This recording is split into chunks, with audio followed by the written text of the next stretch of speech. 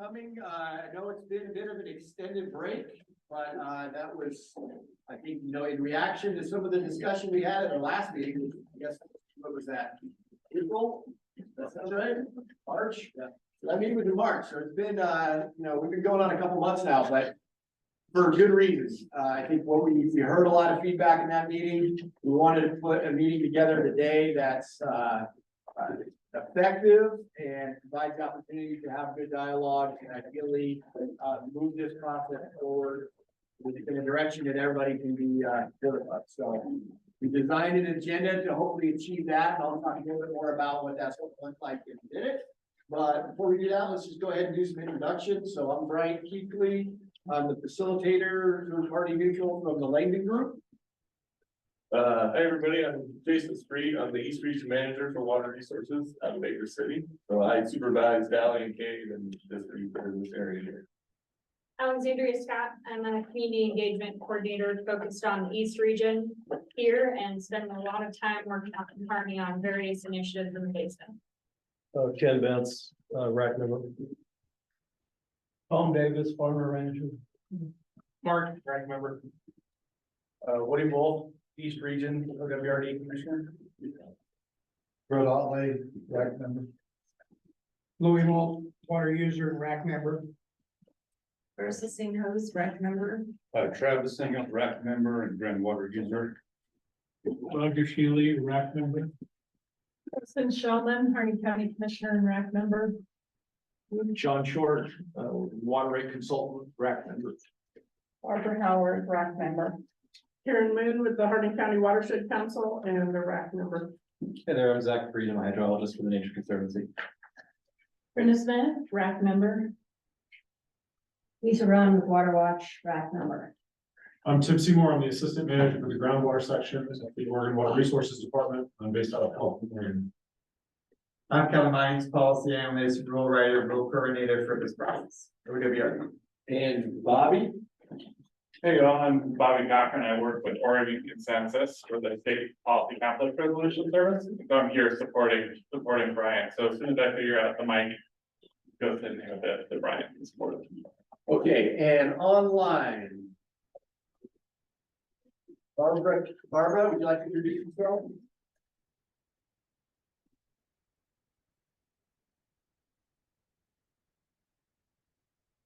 Barbara Kennedy is here. And nobody else?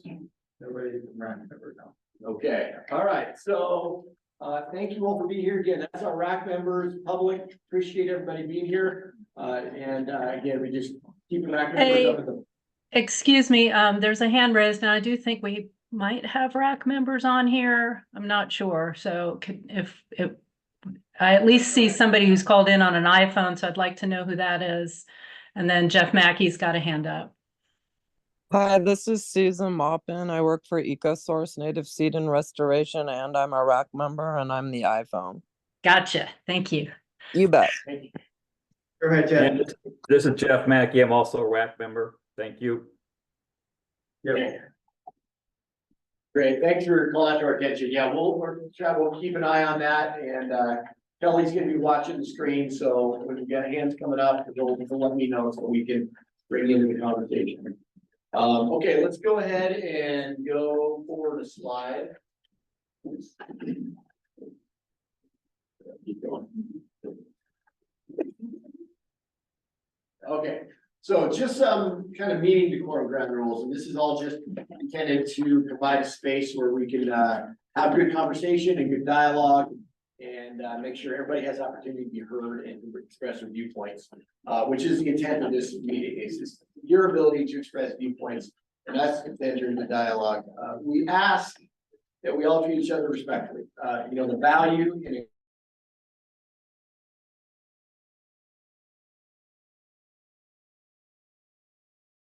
what other people's opinions are and their perspectives, as well as that of the department and anybody else in the room. So just please be respectful in that sense. Just some housekeeping items. If you're online, please remain muted when you're not speaking. That'll just help us avoid any background interference. If you're online, use your raise hand feature. Indicate that you'd like to speak. That way, Kelly can see that and like me, we can bring you into the conversation. If you're here in person, RAC members, if you would like to speak, raising your hand is also really helpful. I'll be always scanning the room, seeing who has comments and questions, so that I can make sure and get you called in order. Do be respectful of, that there is a lot of people here. So if you've spoken a lot and we haven't heard from some others, I'd like to make sure and kind of bring in some of those other voices that we haven't heard from. So during the RAC meeting, that's the opportunity for the RAC members to participate. And the public is here to participate in the comment period. So we'll get the agenda here in a little bit and we'll explain how that process. And if you didn't sign in, there's a sign-in sheet. We can probably send that around here in a little bit. Okay, next slide. Okay, so this is the agenda. It might look a little bit different than the agenda that was emailed out to you earlier, and that's just because we've been massaging it, trying to put this something together today that's going to be effective and meet everybody's needs. We've heard a lot from a lot of you, so we think we have everything covered in this agenda that is in response to some of your questions and concerns about the process. That's very much going to be what this is going to be primarily focused on, is process. So you'll be hearing a lot more from me in this meeting than the department, which is maybe a little bit different than what we've done in the past, but it's really, we're going to have key points in this agenda where we really want to have good discussion. So I guess what I would ask is, there's a lot of different things we want to talk about, and a lot of different areas we could dive into. If you can go with me on this journey, so to speak, and we stick to some of the discussion topics and focus our conversation around those, I believe we're going to get to everything that people want to get to. But we'll have opportunities near the end to say, okay, did we miss something? Is there things that we didn't address as part of this conversation? So just ask, that, you can try to stay with me on these agenda items, and we zero in on discussion topics as we've outlined it here.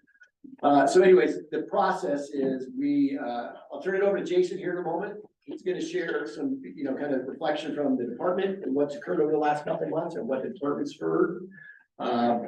I'll discuss kind of also again what we've heard, how it's being responded to. Did we miss anything? What we want to try to cover today, and have we missed anything? We'll look at process and engagement, really build mutual understanding about this process and the decision space that exists, the level of engagement that we're looking that this provides the opportunity to engage in. So we want to make sure we all understand that. That'll probably be a good point to do our public comment. So sorry, I skipped a step there. Rulemaking also. We want to look at some of the discussion points that have occurred in the past.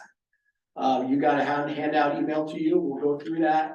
Those past discussion points, identify those understood and what more may need to occur within those moving forward. And then kind of preview what the next set of discussion items will be moving forward in the RAC process. At that point, I'd like to do public comment, and we got a lot of people in the back. I typically ask you to raise your hand, but I think we want to make sure to hear from everyone. So when we get to that public comment time, we'll go over some general ground rules, and we want to give everybody the opportunity to speak. So we're not going to limit that to 3, 5, or whatever. If everybody has a comment, we want to hear from you, because I know you're all here for a reason, and you want to know what's going on and may have some feedback for us. If that, we're going to be fluid with this agenda. That could be near the end of our day today. If there's time, we have a presentation Tim can provide on building the foundation. That's a little bit more about the data that goes into this. So ultimately, we'll conclude this by reviewing all the items that we talked about today, anything we missed, anything we still need to address, and look at our goals. What are the goals of this group? What are the goals of the department? And see what those are. So again, it'll be a fluid meeting. We want to hear from you primarily, and so we'll take the time that we need to flesh some of these items out. Any agenda questions? Okay, well, with that, let's turn it over to Jason, and Jason's gonna take a look at it. And I guess let me frame this up. So there was a request in some part to hear from the department. So I guess I'd say let's hear Jason, he's gonna respond to some of the questions that were posed to us, and then, we'll enter some conversation after that. Okay, on this first slide, just to go through real quick, we wanted to get feedback on some of these discussion points, see if we're missing anything. So today, we want to talk a little bit about some of the changes that we're planning for the RAC process. We want to touch on shared goals for the RAC. You know, where the decision space is for the RAC, what's negotiable, what's non-negotiable, you know, as it's written in statute, and going through the actual RAC process as it states. And then how the RAC can most effectively provide feedback to the department in the process. We want to look at opportunities that might come outside of the RAC process. Some of the rulemaking milestones that we've had in the past, what we're looking to in the future. And then we want to touch on what do we have concurrence on today on the rulemaking process that we've gone through, step 1 through 5. And then the process from here on how we're going to get concurrence on decision points. And then again, as Bryant said, if there's time, we'll provide an update on Division 10 groundwater report and provide an update on permit decline conditions and water use work. So we do want to take a pause there, I said, and just check in. Sorry, I forgot about this slide before I turned it over to Jason. So these are the discussion points that we've identified, as Jason outlined, from the feedback we received in the last meeting and conversations we've had since then from RAC members. I guess what we want to know right now, is there anything missing? Is there anything that's not covered in these that we want to try to address today if possible? And we can take a minute to just digest it.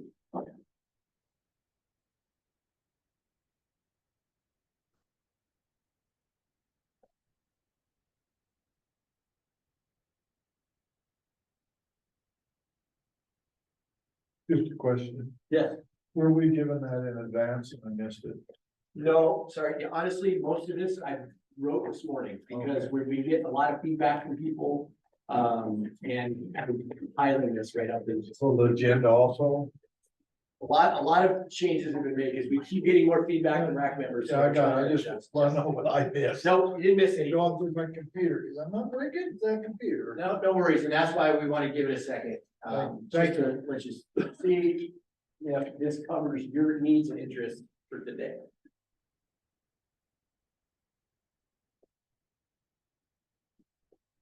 Yes. Yeah, thanks. Well, I guess if we get to it, I think another potential discussion point for today's meeting is how the RAC can consider additional information as it comes out, especially with respect to the recent publication of the groundwater model by USGS. Okay, so we'll capture some of these items here so that we can essentially, we're adding to this list and then we can reflect back on this at the end. I guess I have two that just come to mind. One is, then maybe this is captured in the milestones one, but for the timeline, like what's our timeline? Because we've taken a pause, so I'm interested in us getting sort of back onto a timeline. I'm not sure what that timeline is, so. Okay. Make sure that that's captured, and then I guess the other one is, reflecting on these questions that came from some of the RAC members. That WRD has responded to a number of those in writing now. And, in looking at those, it looks like a lot of that information was already maybe provided to the RAC or in the groundwater study. And so I'm wondering if there's we need to build into the process some more time or a different process for everybody to be able to kind of review all the information and ask any questions and make sure we're all kind of on the same foundation. So. Yeah, I think there's gonna be pieces of this laced throughout some of what we're gonna talk about today, but we'll make sure we when we get to the end, determine if you're able to pull that off. Yeah, pardon. I would just follow up on what Lisa said there is, a lot of the members that I've talked to, and I see it ingrained here, so one, thank you for changing the agenda, because we're gonna have more discussion, I appreciate that. But I think that's where a lot of us are at. Being presented to wasn't enough. We need to be presented to and have conversations, so we could work through this stuff as a group. I'll give an example. When we went to the 15 sub areas, or somebody likes to call them administrative areas, they said in the RAC meeting, we're not gonna have discussion or time to have discussion on all of those. That's a mistake. Community members here and community members there can see themselves in each one of those. And we said we weren't gonna have time to discuss that. The other thing I would say is with the opportunities outside the RAC, I think is very important also. Is even up into RAC 6, there are questions on critical groundwater designation. The department would say, well, we'll have time to discuss that.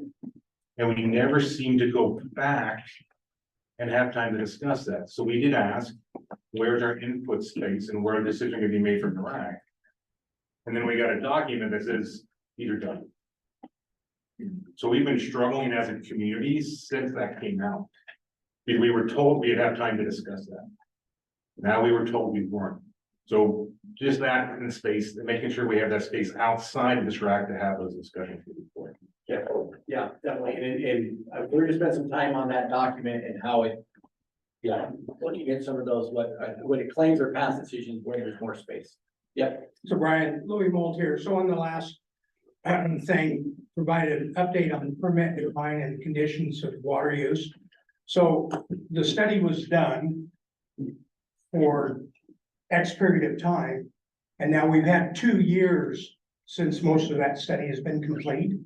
What would really be interesting to know is where are we seeing more decline and where are we seeing some increases in static level? Okay. And that's something that can be done through our local office and because they come and measure so many wells, okay?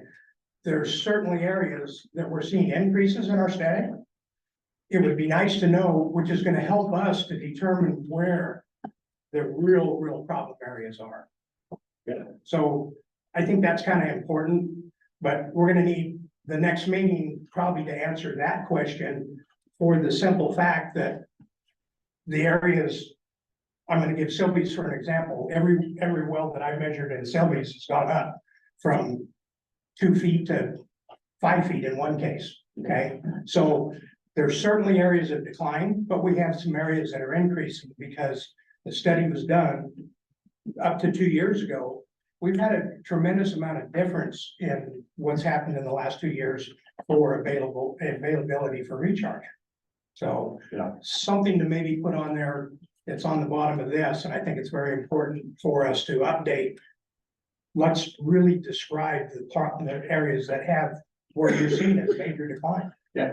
Or where we seen areas that are increasing. Okay, and so maybe the whole thing, you know, maybe we need to manage in more certain areas.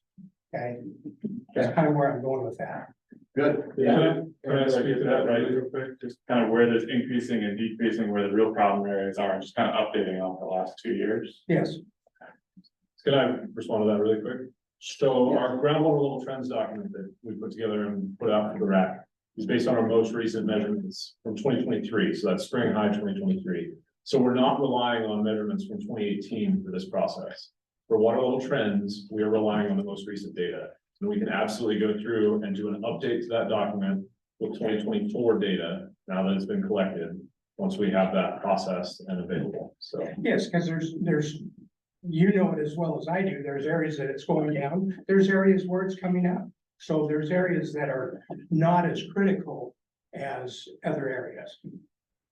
absolutely, we can update that document. That's all. So it would be nice by the time we get to whichever RAC number we're up next, that we maybe bring that into focus and say, hey, we have some areas that are showing an increase and we have some areas that are declining more rapidly than we anticipated. There's where the management needs to take place. Sure. If that makes sense, I mean. Yep, and I'll just add that we also have published that trend data into the online map. So if you go to the online map that we've made available, you can see that same trend level data, that trend data from the document we produced, spatially laid out across the basin. And see where declines are happening and where, by severity, right? And so that's available, and when we update this trend analysis, we can absolutely publish an updated version of that layer so that we have that data available. I think it's really crucial information for us to be able to move forward and make decisions that we need to make, okay? It's very important. Because it's changing, as, you know, it's changing. Yeah. You know, you studied it from 2015 to X date, you know, so we don't really, you know, you have 2018, you know what was going on then. What was happening in 2000, you know, though, you know, you go back further, I mean, your studies show, but when you actually go out and measure a static level, that tells you today where things are. Okay, In a so, particular area. very good. So that's good. We got that. And I guess it's good input. We don't need to dig in right now because what we want to be able to do is identify it for a future conversation. So it sounds like that's where we're headed with this. And I think that's a good thing. I think that I'll tack on to the end of this day to day is that question kind of that you're getting to. What are the items that we need to make sure and get at the next meeting or the next meeting that we didn't get to today? So anything else that you feel like during today's meeting, we just need to make sure we try to find space? Yeah, we'll revisit this at the end, see if we did it, and if we didn't capture all these, we'll make sure we are able to in the future. Okay, sorry about that. Jason, back to you. All right.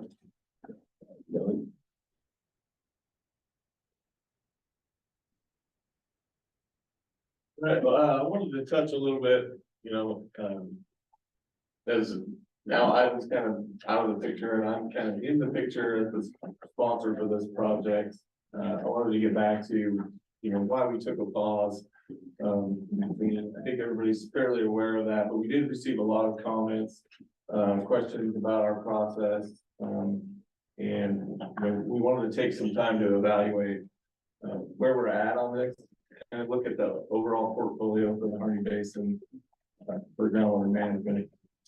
And so we spent some time to kind of reevaluate our approach based on a lot of the comments and questions we received for stabilizing groundwater levels in the basin.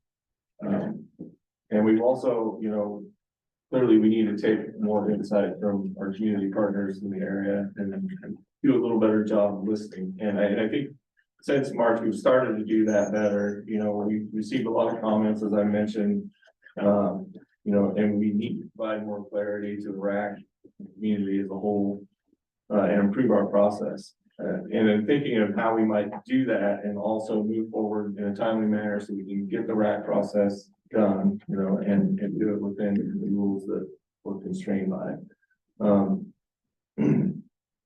So I also want to acknowledge too that the High Desert Partnership and some other folks put forward an idea that may help address some of these concerns, but also while meeting, our timeline for the rulemaking.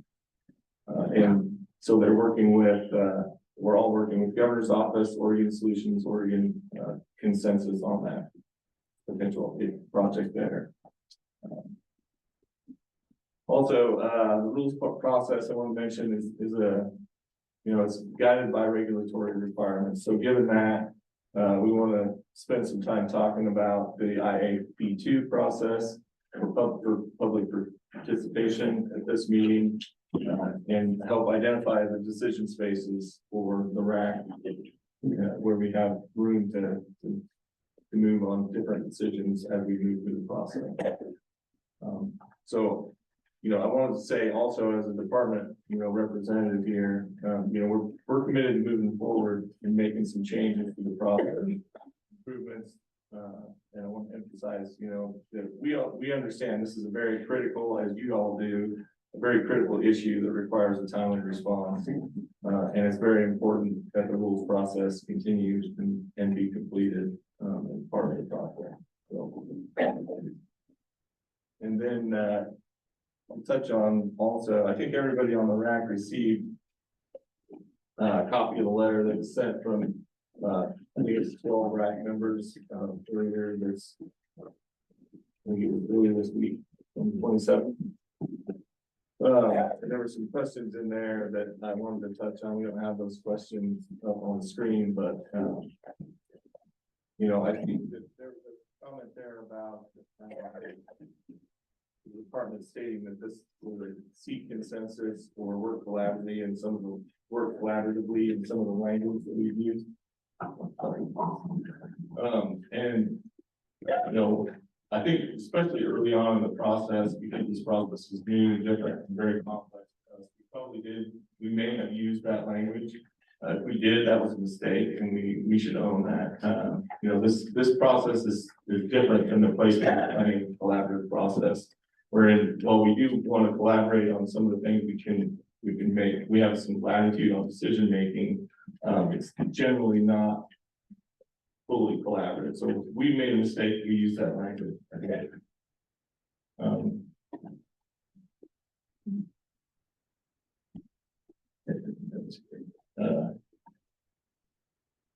Then there was another question around what the process is, and that's something we want to work through as part of the meeting, and we will continue forward. I don't have a direct answer to that question, but we'll definitely talk about how we can create a clearer process to get feedback from the RAC in the future.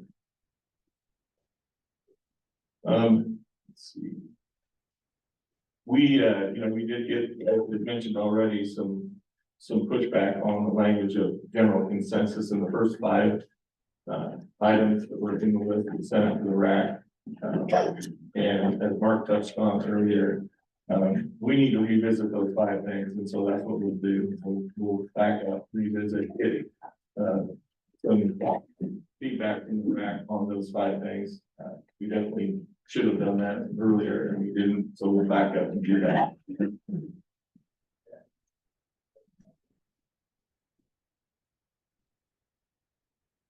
And again, I think on the last part of that question, you know, how we view this as a collaborative process. We do in the sense that, you know, we certainly need feedback from the RAC on certain items, as stated earlier. However, it's not, we want to be clear about what the decision space is for that. So we will get into that later. Brian will get into more of that as we move through the slides. Great, Kelly.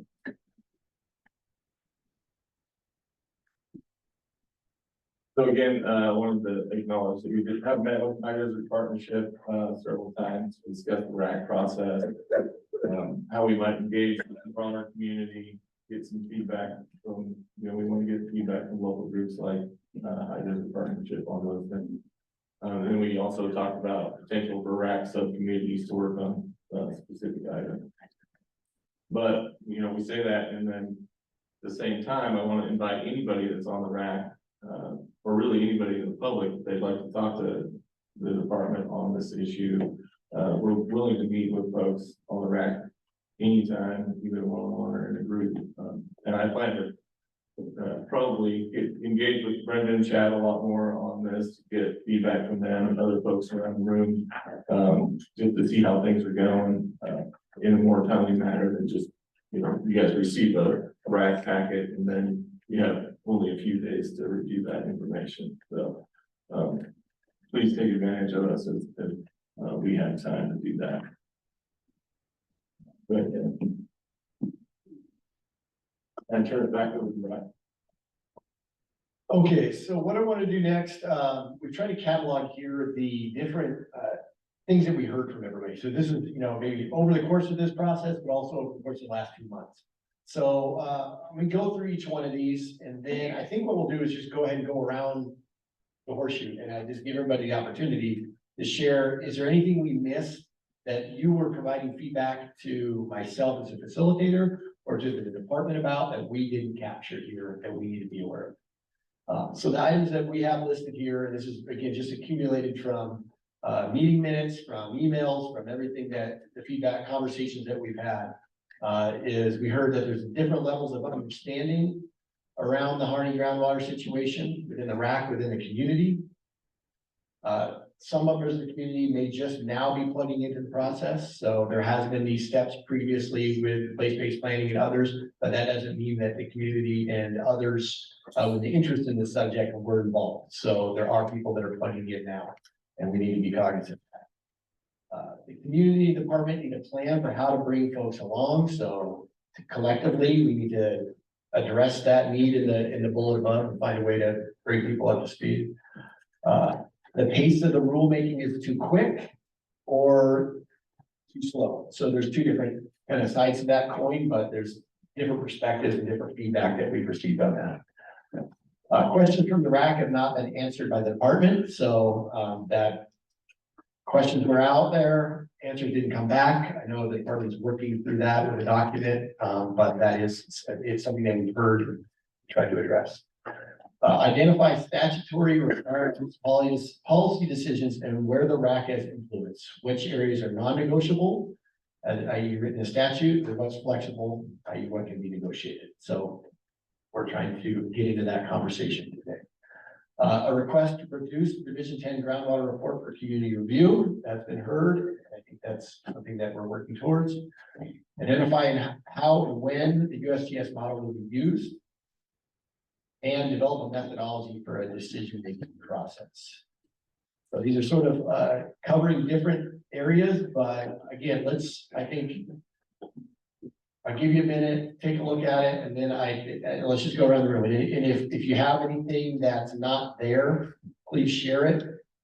If you don't, you can pass it along. I guess what we want to be able to do though is just capture your comments. We don't want to dive into these yet, because we could pick any one of these and spend the rest of the meeting on it. So we just need to get them captured right now. So if we can respect that and just try to identify any other issue that the department needs to be aware of, or this process needs to be aware of, let us know. So are you okay going first? I'm not sure how great a job I'll do, but I do have one idea, which is, I did find this document that was part of the materials for the first RAC meeting. It's called General Operation Principles. And it describes RACs for how I've understood them, doing them for 20 years, which is, the RAC provides information to the department. And RAC members provide information advice to the director, but do not make final decisions on rules. And so I guess it says what we have heard, and it talks about developing a methodology for decision making. So, I think that's fine, but I just wanted to be. We do have this document. I think it describes what RAC does, and I want to make sure that the counterpoint to that is represented. In other words, the RAC is there to provide information and help, come up with ideas, but we're not in a decision-making process. Yeah, good. And that's on the first RAC meeting, your material, if you want to find it online. Thank you. Yeah, and that brings up a good point. What we have up here doesn't necessarily mean, these aren't the opinion of the whole RAC. These are just individual comments. So, yeah. That's what I'm trying to get my individual I comment. appreciate it. That's good. It's a reminder for me. Yeah. Or Brenda, I'm sorry.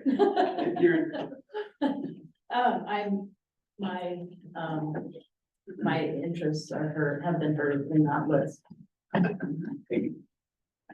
The only thing I would add is that I think more time for discussion after presentations and maybe even before presentations on the agenda topic at hand would be helpful.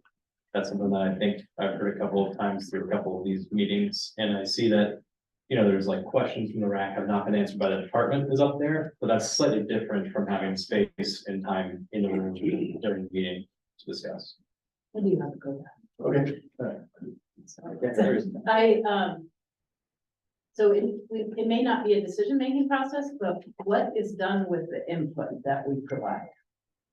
That's what I would like to know.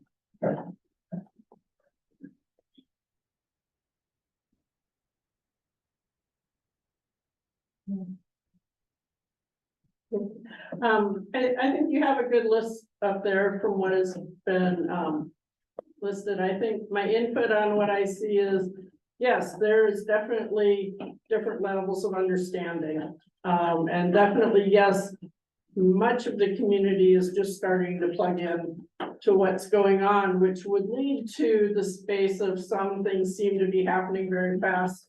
And yes, place-based planning has been taking an extremely long time in this community. But I think it's important to note, I know there's been good effort on part of the department with education through the groundwater study, through informational meetings. But because people in this community have a lot, and I'm not trying to insult anyone, because of the history of how regulation or how the department has interacted in the past, a lot of people are sitting back to wait to see what's the line in the sand gonna be before they're going to engage. And that's why it seems that for them, things are happening very fast. And while people on both sides are frustrated with the situation, this is where we're at. And I think we need to have more education of the community while this process is going on to bring people up to speed so that we don't have more anger and frustration moving forward. You know, while we all know we've made efforts to educate the people, we still need to make efforts to educate the people now, because now they're just starting to pay attention.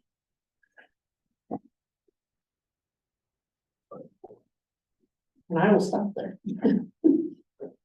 One of my concerns has been through most all of the meetings I've been to is I keep hearing zero drawdown, which puts kind of everything in a bracket where,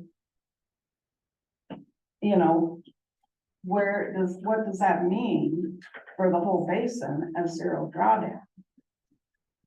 I mean, I get what it should be.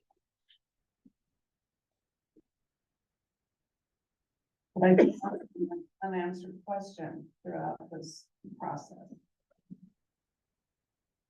Thank you. I'm good.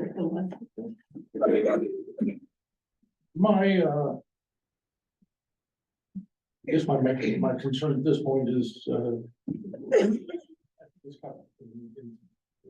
what do we have influence on? It does sound like, I guess, the items that come to mind are the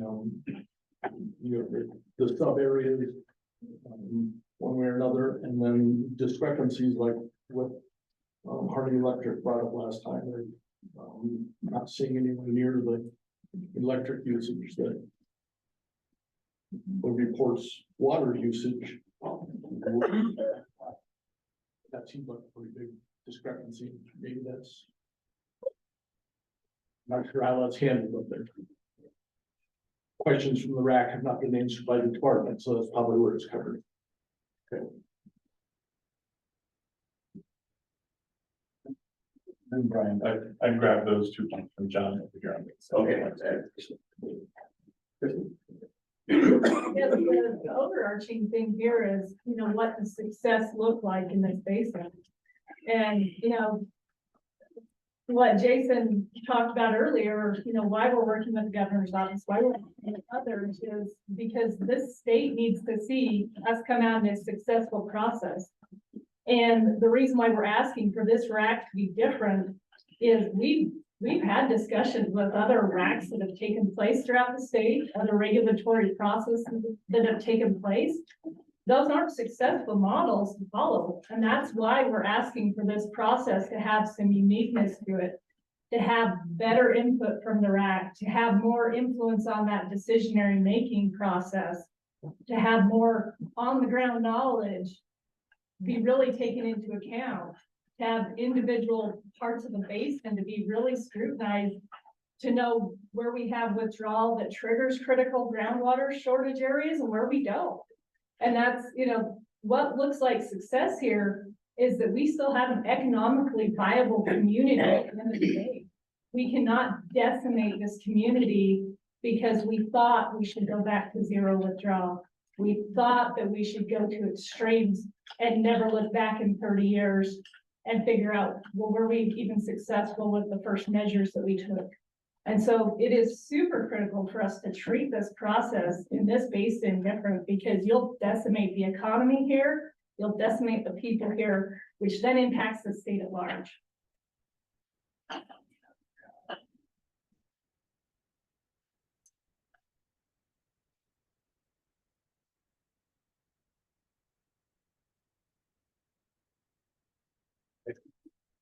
I'm not here.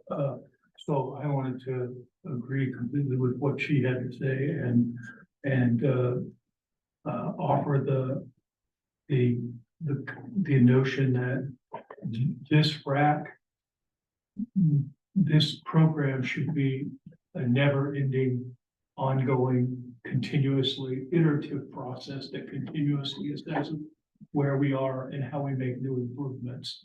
The idea that we're gonna say, here's where we gotta cut to 1979 or wherever you got, and cut it and say we did it, that's not realistic. It's not the way this works. It's a constant iterative process that has to, where we continually try to strive and probably never achieve our goals, but we kind of keep working for it. So I was agreeing with her. The couple of areas that I have been saying from my perspective is that are most important is that I work in the world of data and the data collection and the data analysis. And I know a ton about the methods that are used, and we need to find a way to get confidence in the numbers that we're looking at, especially as you're trying to develop how much water should we be taking out? And you Krieg from 1979, there are so many difficulties with that kind of data and so many ways of misinterpreting it that we need to make sure that people have some level of statistical confidence that the data are accurate and that it's treated properly and that the conclusions that you have from it are worthy of action.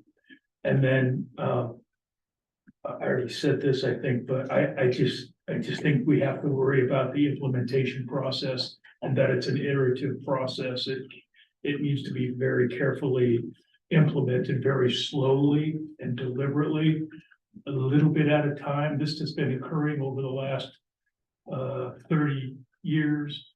We shouldn't try to spend a year figuring out how we're going to solve it and expect that that's doing anything. We need to spend the same amount of time that we let this problem occur. We need to spend at least the same amount of time working to slowly and carefully correct it, because all of our data, we can easily be wrong with a ton of it. And the only way we can solve that is to go slow and deliberately. And then the last thing that I had is that I constantly and continuously brought up the idea that that I'm not sure we have proper representation in the RAC, and that probably is something that needs to be considered, because I do believe that when I look at the larger models and look at the influence of juniper invasion around the outside areas, and when I study how much water juniper is actually evaporating, that it's a significant user of water in this system. And it would really be valuable to have, I think, the federal agencies who have responsibilities for managing the land around this Harney Basin ought to be involved in the discussion of how we solve the problem. And with that, I'll just leave it. And thank you guys for trying to respond to our concerns about how we have a more constructive dialogue. But I really do appreciate that. Okay, what I would add is, we need to have a discussion with USGS water model and what it actually shows us, and I guess it is up there. Second from the bottom. And then we need to have a discussion about the prep program and how it's going to be used as a tool. And why hasn't Graham, I think he's the guy that's in charge of that from the state. How come he hasn't been over here to be part of that discussion too? I think everything's closely covered. I think we're gonna touch on it in a roundabout way, so I'm not gonna add anything. I would only add that the pace of the rulemaking is probably a little too quick. For the simple fact that. Kind of goes back to my opening portion of this, it's changing. Okay, and so we need to take those things that's happening within our groundwater recharge that hasn't been accounted for. To be able to look at those measurements in the different spots. If water resources needed to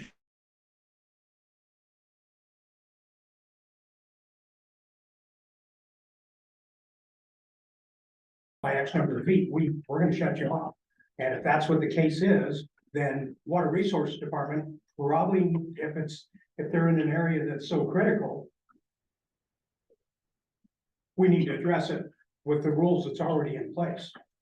So I hope no one in the room hears me say this, but I mean, the rules are already there. We know we don't have to invent the wheel again. We signed up, we agreed to that. And so if you have a 2018 water right and you're in a critical groundwater area, you probably need to shut them off. Use the rules that you've already got in place. Good. Well, we're all in a critical groundwater. Right? So you say, I disagree. Well, that's part of my comment. That is the status of the department, as I understand it. But that my point was, which is consistent with that, one of the areas that's kind of built into several of this is in the document that you sent out, what has concurrence by the RAC. Now, we're back to the study and the RAC before the study. A lot of people were pretty quiet. They were absorbing, wanting lots of information, okay? And a lot of them probably didn't have concurrence with some of the results as we went on. And I gave myself a black eye quite a few times because I was one of the few that said, I don't concur with that. That doesn't really show up in some of the documents. But I don't think we had concurrence even on the science data collection stuff, because we addressed a lot of pieces that didn't make sense to us. So I think that's a critical element here. And you did dive into it a little bit in your feedback too. Last point I would make would be more data points. When you said earlier that you updated to 23, that update, this is my question that maybe should come later. My question on that is that the quarterly measurements that are consistently measured by the department? So that doesn't reflect the static levels that people all submit. It did, but it doesn't reflect it. It included all data that Darek was able to QA and QC. Okay. Yeah, and that includes permit condition static water level measurements that were measurements by USGS staff and measurements by WRD staff. And then it was constrained to the months of January through May for being considered an annual high water level. So for everybody's clarification, the individual static levels we take on our wells. And submit via the permit condition requirement. Yeah. Those were reviewed and included as part of the update. as part of that water level trends document, Okay. provided that the data seemed plausible. And we talked about that, like, in the presentation, why some of the data was not used. For instance, water level changes of over 100 feet in a single year is not likely to be plausible, right? So, some that data wasn't used, but it was all QA/QC'd by Dara and then included if. So that's good to know. My point is, as you guys all know, there's never too much data. And when we pinpoint certain measurements that are taken and then we go on, we should grow the database as we go forward on this issue. And then we'll have better decision-making criteria as we go. And that needs to be a placeholder in this process as we learn more. Because there's areas we don't have much data, and there's areas we have quite a bit. And then the last point is the use of the historical data before we got consistent on, on our protocols, like on state levels. But when we look back and then try to reflect a trend forward, I'm not sure that's built in there totally. And how you use that old data that really isn't consistent with modern measurement. I think we have to make sure we reevaluate that and because the starting point really has to be on the more modern point of collecting data that is meaningful. But sometimes I hear us reflecting back too much. I think we got that. Yeah, continuously bringing in new data, going back that part. Just to combine what Roger and Kristen said, and saying it quite a bit, is what does success look like? How do we measure success? That's just something that we should all figure out. I'll just say success for the majority of the people in this room is not how fast we can fully implement permissible total withdrawal. That's not. And that's what we saw in the rules. Kelly, I know we were gonna have a discussion, but we need to start there. Secondly, what do we agree on? I mean, we always seem to be talking about what we disagree on. But I think there's several things that we could agree on first actions that need to occur. Maybe Louis brought one up on here shortly, permit conditions. So maybe we could work on some positives too as we work. How do volunteer agreements work with the rules? Are the rules these sideboards, the limiting factor to volunteer agreements, or not? If we say full implementation of PDW in 3 years or 5 years, is that what we have to do in a volunteer agreement? Because a lot of us in the room have that concern. And I know the department said there's some flexibility there, but we're also worried about outside groups coming in and telling the commission, you can't support a voluntary agreement unless it meets the rules. So that's a real concern and fear here. If we're going to be able to do volunteer agreements, how they work with them. On your produce the Division 10 groundwater report for the community review, also for consultation with the tribes and consultation with the counties. We know there was an exception granted in Division 10, but we need to work through that. The fact, as Zach said, a lot of our questions were put out there. If we're just given a fact to answer those questions, we're going to fail. A lot of those questions, the one I'll bring up right now, then I'll be quiet.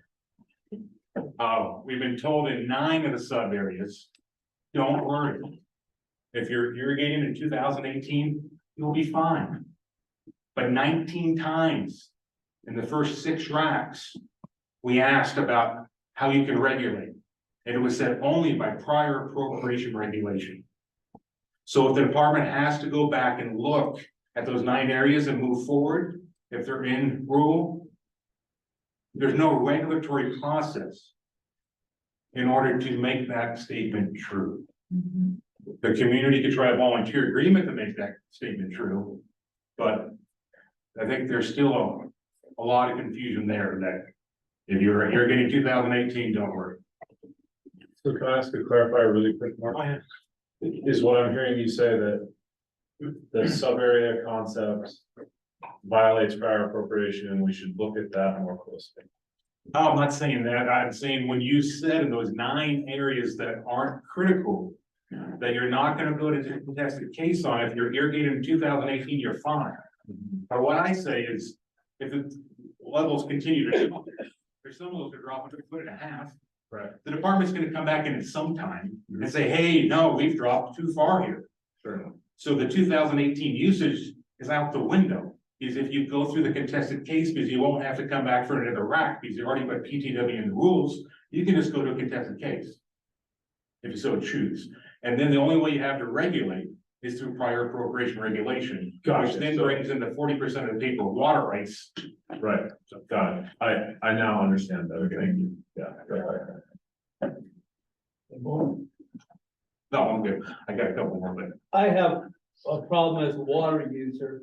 Why in the rest of the county do you say we're really in trouble when you're still in Harnett County issuing out new permits for people and letting them transfer from a bad place to a good place? And why is them being transferred all of a sudden when they start drilling out of a new well that's not even in the area, that's 10 miles from the area that, the way I understood, the rules were they're supposed to be contingency acres. They're moving water rights 10 miles. Why are you allowing this to happen? I can't figure it out. I mean, and then why do they end up with an older water right than the others who've been in that area for 25 years? Did I capture this, how you wanted, just kind of issuing new permits and allowing transfer and just kind of the whys? Yeah. Okay.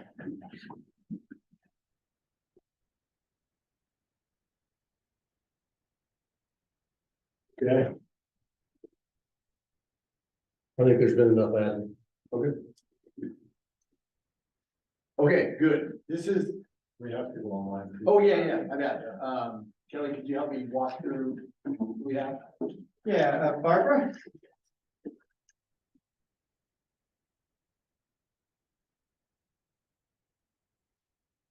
Okay, we'll come back to you. Ben, do you want to make a comment about? Hey, folks online, are there any RAC members that wish to make comments?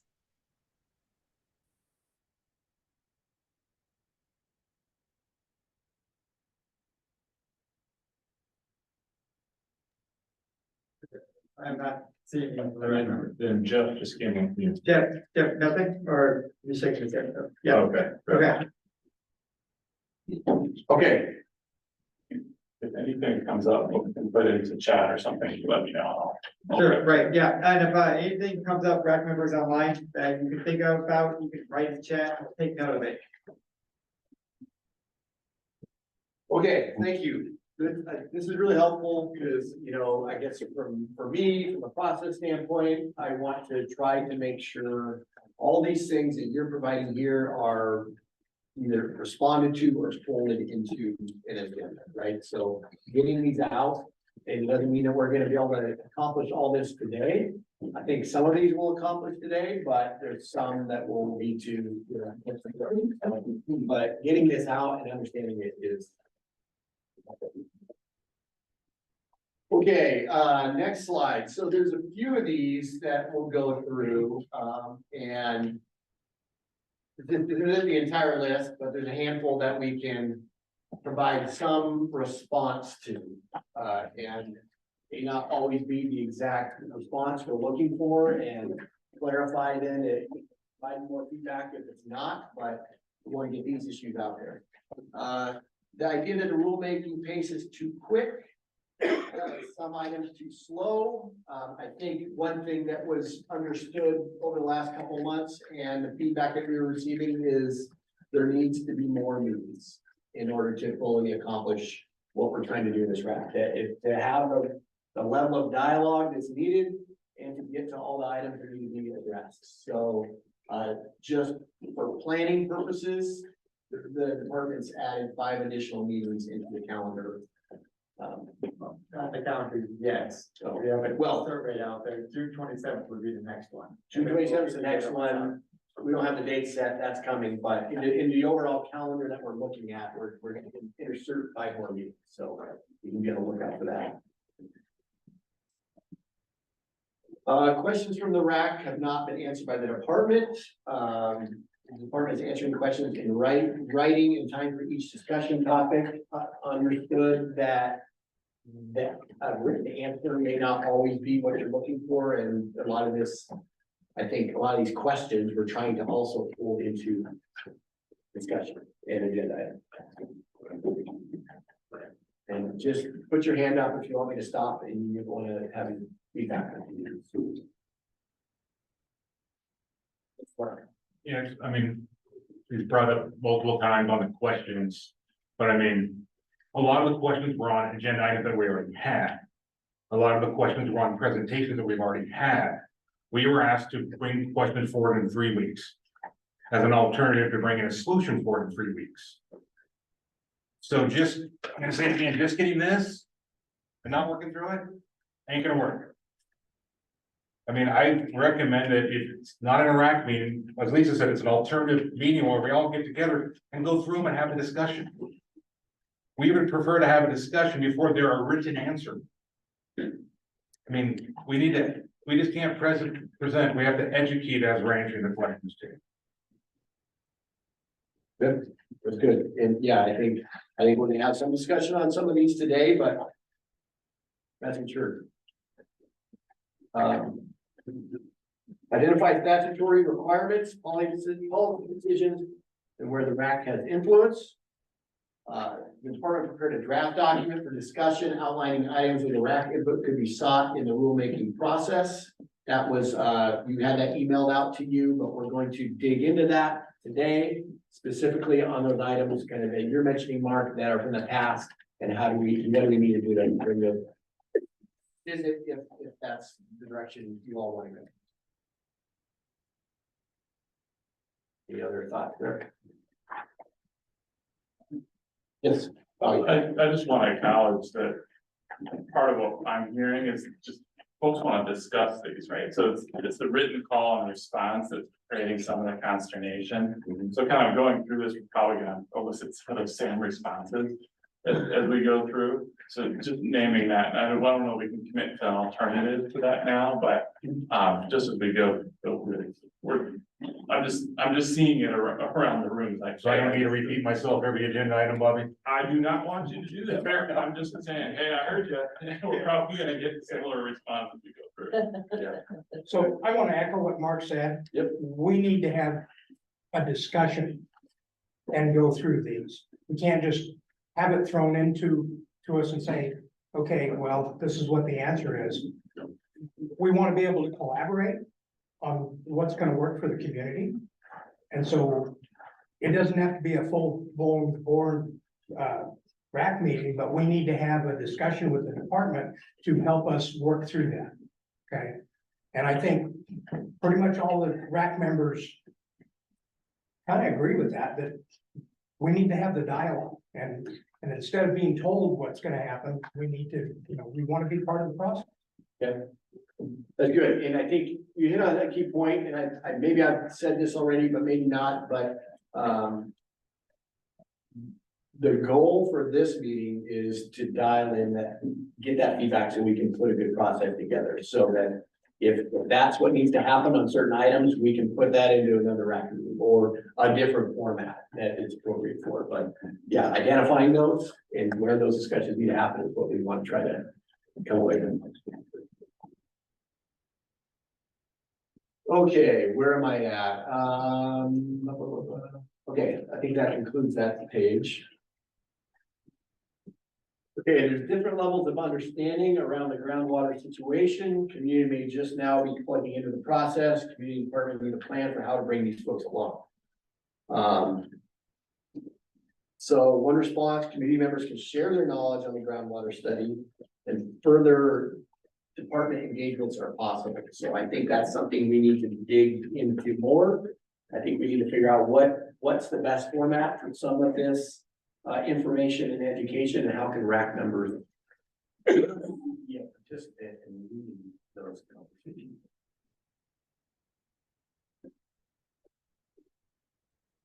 Any other thoughts there? Okay, request for department to produce a Division 10 groundwater report for the community's review. The report will be ready in June. Status update in this meeting, if we have time. Yeah, now, as an example, there's a whole bunch of people here who do not understand exactly when you say Division 10 groundwater report, what that is and how it links to this RAC process and the broader process that's looking on how it's groundwater data and everything's being looked at by the department, the legal aspects in other areas. Yeah, that's good. So we can't just report on the, we just can't give them the information. We need to explain what it is, what's the linkage, how it fits into it. And if we get there today, that's all in the presentation, so I'll talk about all that. Another one is acronyms. Every time I go through one of the documents, I have to have a cheat sheet over here, as much as I've been involved. What are we talking about here? It gets really convoluted and hard to focus on the details and the broader process. Excellent.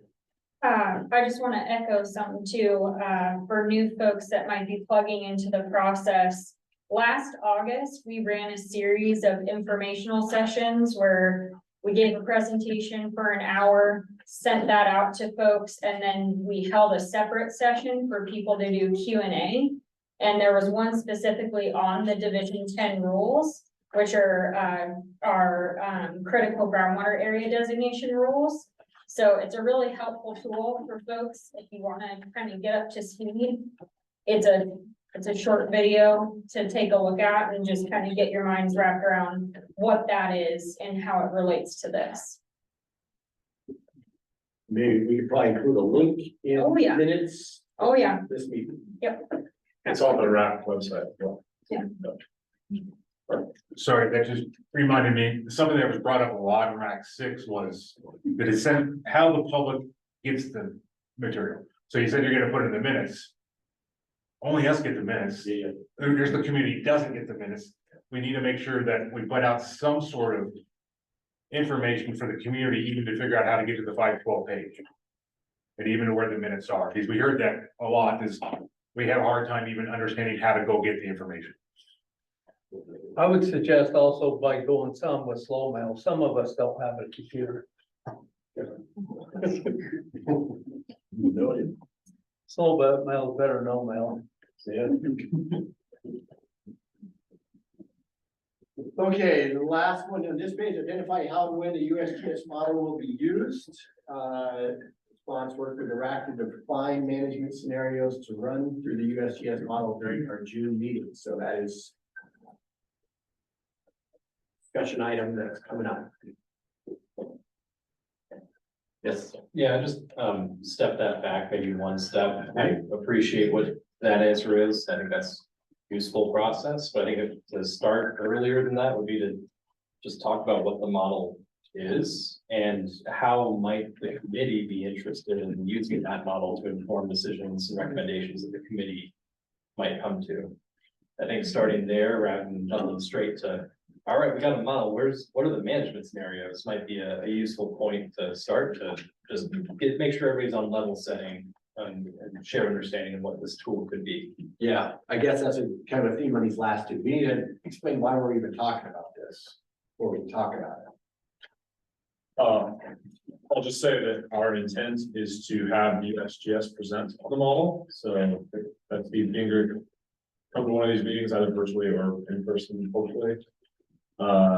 And not an official RAC meeting, but for the meeting, so that he can present on that, and then USGS can leave, as they do not want to be, they want to maintain a separation between their work and a regulatory process. And so they can provide information about how that model works, talk about their model report that was published, and then, we can then go from there into how to use it and talk about what are the, for lack of a better word, knobs and buttons and switches, and how do we use that?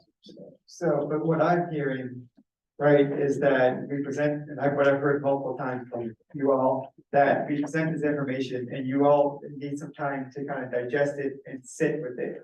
So if we're planning to have a meeting, let's say June, we have USGS present, and then we start talking about management scenarios, that doesn't sound like it's gonna work. Because we need time to talk about what the model is. And then kind of, you guys sit with what can be done, what cannot be done with the model. And then maybe at a later date, we have a meeting and we talk about what management scenarios, would that be something that's better for the community? And we're getting ahead, sorry, Brian, we're getting ahead of everything, but it's kind of just, Zach's comments. Yeah, I mean, we want to talk about process, so if we need to dial in this process and how it goes out, we can. It's kind of hard to have dialogue within a RAC meeting if we're given the information at the RAC meeting. Yeah. So Yeah. it's a little over my pay grade. Some people, it's not a problem, but for me, it's a lot to digest. I mean, Yeah. that study is, I mean, you have to have scientists to understand it to a degree. Am I right? It's helpful to have scientists. Absolutely. That's my point, okay. So it's hard to have dialogue when you don't understand the information you're trying to have the dialogue about. So Kelly, I agree. I think it would be good to have some separation there. Okay. Because I mean, there's, 12 or 15 of us working, we're trying to expand that. So once the USG gives that presentation, we could all actually, what are some model scenarios we'd like to see? How do they help us? We might not have time to do that within one evening in the morning. I mean, as Louis said, I've been following this pretty good for the last 9 years, but some of the presentations, it's a lot. When we went through the first 6 RAC meetings, a lot of us were sitting there, did not know how to respond. Right. Until later. Right. Yeah. And that was part of my concurrence comments earlier. Yeah. That a lot of people step back. And the other issue on that is when you're got a full agenda and you're going through it, and the department or USGS or whatever presents something that they consider factual, that most people won't challenge it there in that forum, even though I'm not sure, that we, so that gets lost then, and it's hard to bring it back. Yeah, no, it's a good point. While we're on that topic, it's really critical for people to understand that anytime you have a simulation model that's projecting outside of the plane of the data that you have, it's notoriously wrong. And we need to be able to have true accuracy assessments as to anything we're trying to use. These are just indicators of what might happen. There aren't models that do a good job of predicting outside of the plane of the data. And when you're predicting into the future, it needs to have an accuracy assessment associated with each of the predictions. Otherwise, you're managing on somebody's whimsical view of what's happening in the system. And that's what scares me more than anything else, is thinking that these models are actually telling you the truth. They're giving you indicators of trajectories, but they're not telling you the truth. Okay, I think that's really helpful input on these last two. Let's go to the next page. Okay, so the last one here, develop methodology for a decision-making process, and as we stated already, this was a comment, and I think Lisa's point and something that we'll get into here in a minute, I would say maybe add when appropriate to the end of that, because there may not always be a decision-making process for everything. But we want to gather feedback on when there is that space, what does it look like? And we revisit that again in June. Okay, any questions? If it's okay, just to add to that one, but someone's got to make a decision at some point, right? So I think the point I heard on from Lisa was it's either the department or somebody else. And then I've heard a couple of different comments on kind of what the sequence around decision making is like. Let's have a dialogue about why this is important. Let's get the information.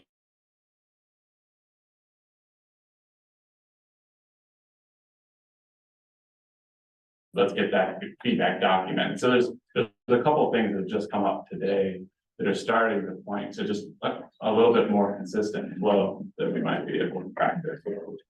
Yeah, and it was the comment, I think it was Fred, that, you know, when there isn't agreement, how do we document that, right? And how does that flow into the process? Because there's not always an agreement, but that doesn't mean that the input, you know, maybe it's a decision point that has to move forward and then to someone else, but we don't want to lose the fact that people didn't necessarily agree. Because ultimately, it goes to a commission and they need to know that. Okay. Any other thoughts here? All right, next slide. So this is a graphic, it's on the wall back here, it's here, and it's something you can maybe take a look at, sit with for a second, but we're trying to look at the big picture of all the different groundwater actions in the basin.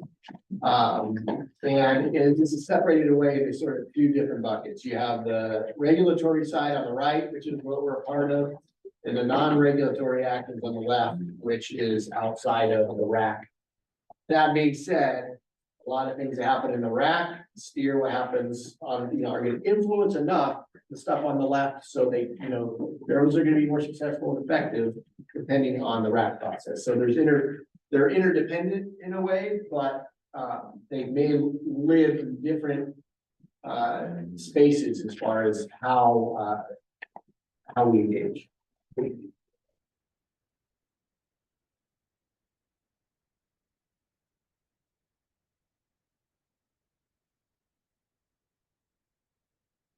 Yes. Any questions, anything missing? Yeah. So explain to me what other work may be happening outside of OR. Yeah, so it's kind of a lead into the next slide. So I'll show you that in a minute. But does this look, I guess, is there anything missing there, or do you think it's characterized?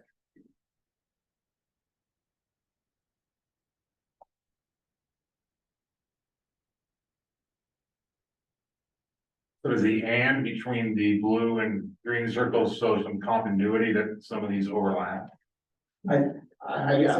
Yeah, so what we're trying to highlight here is that this rulemaking process is just one effort into Harney Basin groundwater. We're taking action Harney Basin groundwater, right? We have, and I've said this in a couple of RAC meetings. Remember I highlight there's two buckets, there's the voluntary and there's the regulatory.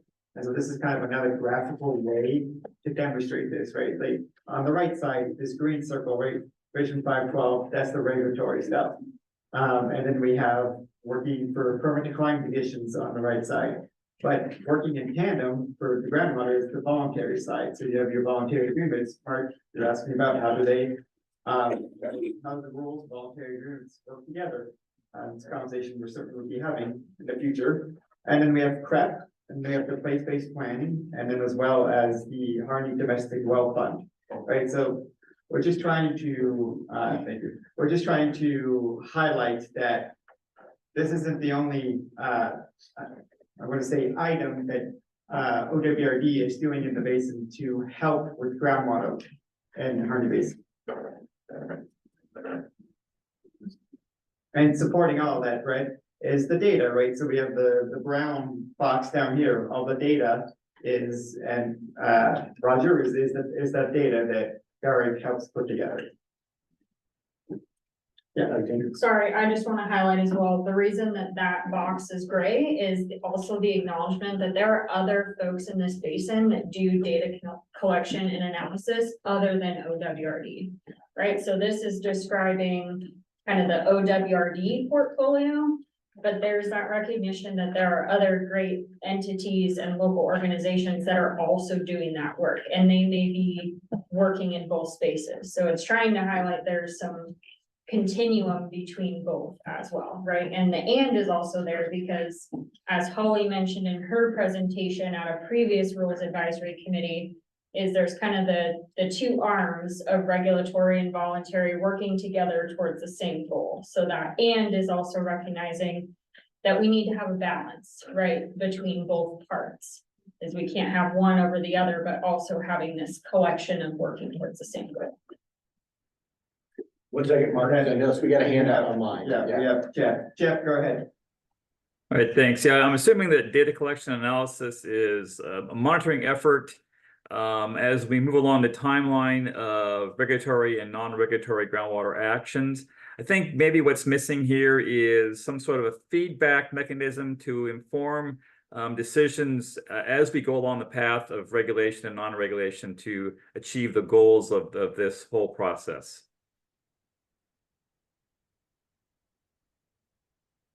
So would another way of saying that, Jeff, be, we need to make sure that we are reviewing the data and identifying where we are on the trajectory towards success? Yes, that's a great way to say it. Great, thank you. Mark, go ahead. What work is the department doing in volunteer groups? We're gonna talk about this a little later, but we are We're currently. talking about it. Fine. Okay, all right, thank you.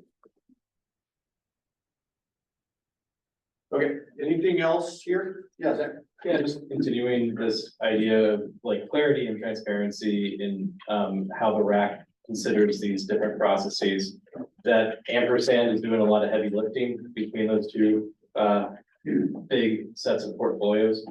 And I'm just curious, like, are there points or will there be points that are clearly identified within the rulemaking development process where we will look back or look over to the place-based planning or the other non-regulatory pieces of the portfolio to either influence the rulemaking itself or to consider the rules in the context of those other actions? It's a really good question.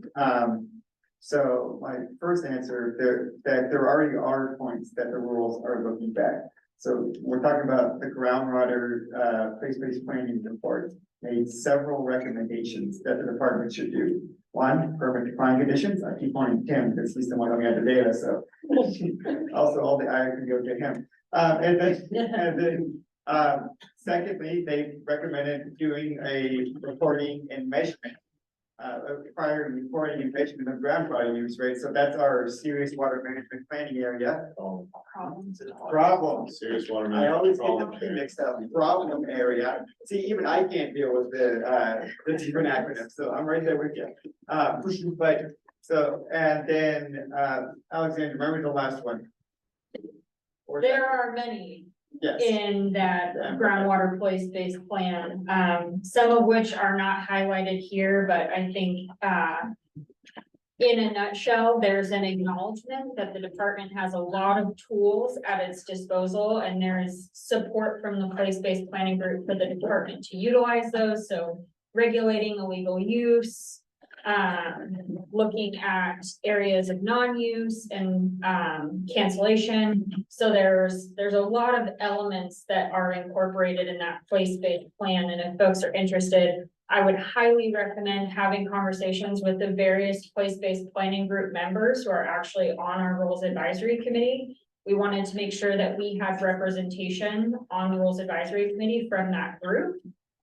So they are great advocates for their plan, and can highlight those for you, but again, there's a series of them, so I won't get into them today, but we tried to encapsulate some of them for you guys to try to put that out there. That's really helpful. Thanks for that response. And just a request, can you continue as we move forward in the rulemaking process, highlighting where those opportunities are to learn from the place-based planning and where we're taking into consideration the place-based plan that was developed. That would be helpful, I think, for just communication and understanding. Great, thank you, Frank. Okay, any other clarification questions on this diagram? There's one in the back there, the public, you can see that. Okay, let's go to the question, what are the other work maybe happening outside OWRD? So the next slide this is a list of all other organizations working in the area and other efforts. Now, this is not all inclusive, but it's just intended to give a flavor that, there are other organizations working on this organization. Good. And I think just something that is discussed a lot in the community-based water planning, that also, interacts with some of these groups is water efficiency measures, and that was one of the things that was written into the plan. There was a major suggestion, but something that always kept coming back to that water efficiency is how do we get credit for it? Which then really feeds into this RAC process, right? If we're looking at the numbers, if we're looking at actual usage, if we're looking at what water efficiency improvements do to help meet the goals of the RAC, that's one of those larger picture things that how many, producers have engaged in these water efficiency measures, what other technologies out there, but how are we continuing to make sure that, any of those programs are still being stood up and supported here in this basin. Obviously, that's not OWRD's, area, but it also intersects with you in the large picture, because if water efficiency is continued to be encouraged, if producers aren't signing up for those programs because they feel like their water rights are in limbo, they aren't going to make those investments to have further improvements made for water efficiencies. And so I think, that's something to flag as we move through this. How do we continue to encourage and give assurances for water efficiency measures to be continuing to be implemented within the basin, because we don't want to discourage that by the RAC being in limbo process. Good.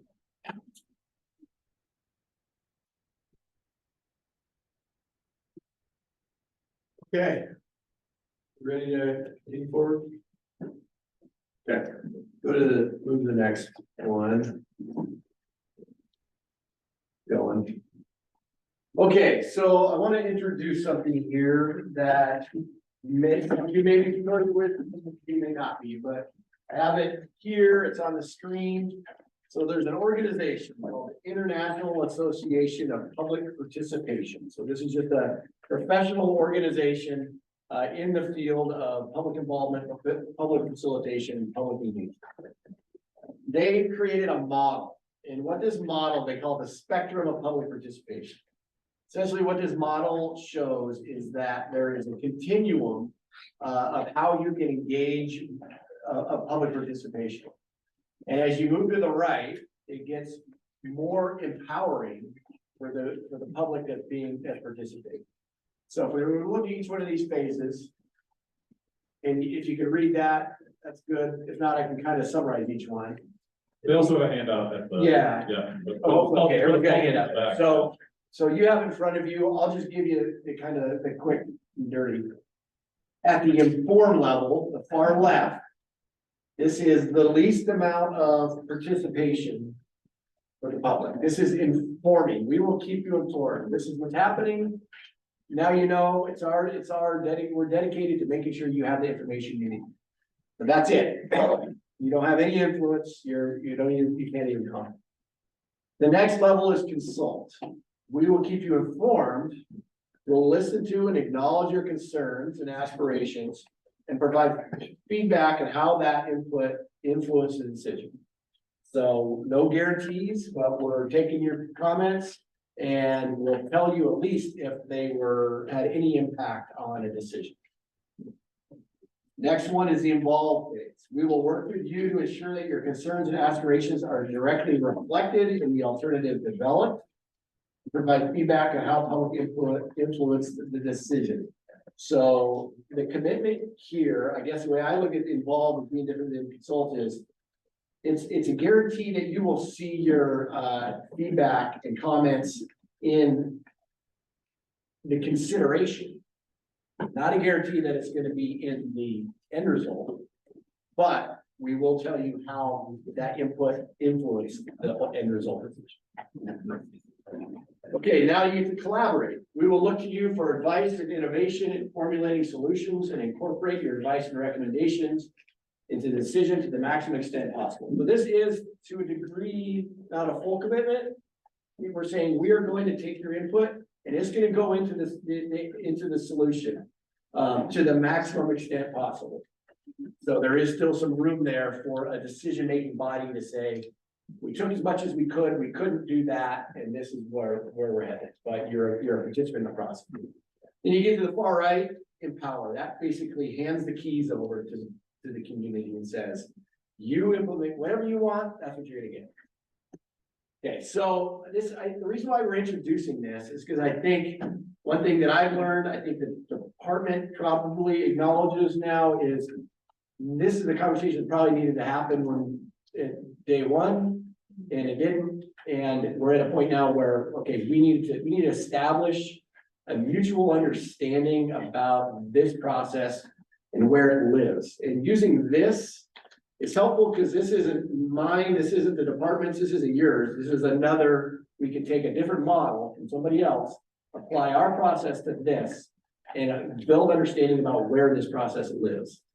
And that way, as we move forward, and if we have conversations, we'll bring this to every meeting so that we can always reference back to it and say, okay, this conversation we're having now lives in this space or somewhere in between these spaces. But we need to clearly understand that so we can have a right kind of conversation. It's called defining the decision space, creating the sideboards. There's a lot of ways you can phrase this, but I think that's something that's been missing that we want to try to introduce more regularly into these conversations. So before we talk about where this lives, any questions about that and why we're doing it? Okay, that's good. Yeah, fine. Let's actually just make sure we're practicing that quiet does not mean we like it. That's a good point. All right, yeah, like, we're kind of done with those. Yeah. That's Quiet good. does not mean we like it. Hopefully this wasn't a heavy data. Like some nodding heads, Point. like thumbs ups, like crossed arms, that's a no, I mean, any clue you want to give us, that'd be cool. Yeah, that's an excellent point. So I'd say we sit right in the middle, we're involved. Yeah. Mark? I would say between consultant and involved, but I'll go back to Jason's opening comments. That if we had said that we wanted to work on collaboration and consensus, you kind of backed off that, Jason. Yeah. So I think it's honestly more important for me right now. Where is the department gonna say we're gonna be? Or are we gonna have a discussion on where we can get it? I mean, even operating procedures that Lisa brought forward, it also says to build collaborative and consensus. RAC number 2, it says what foster collaboration and consensus. But every presentation, every PowerPoint we have in the first 6 said that. I think in a way, why introducing this is helpful. We need to create definitions around these words and honestly quit throwing them around when they're loaded terms, right? So if we use this as our glossary, then let's use that may mean we're not saying collaborate quite as much, and maybe it was thrown around when we weren't really clear on what these terms mean. And this is a very collaborative community, as you all know. I mean, Brenda and her group, there's a lot of efforts that are fully in the collaboration space, if not empowered. So this community is very used to those kinds of conversations.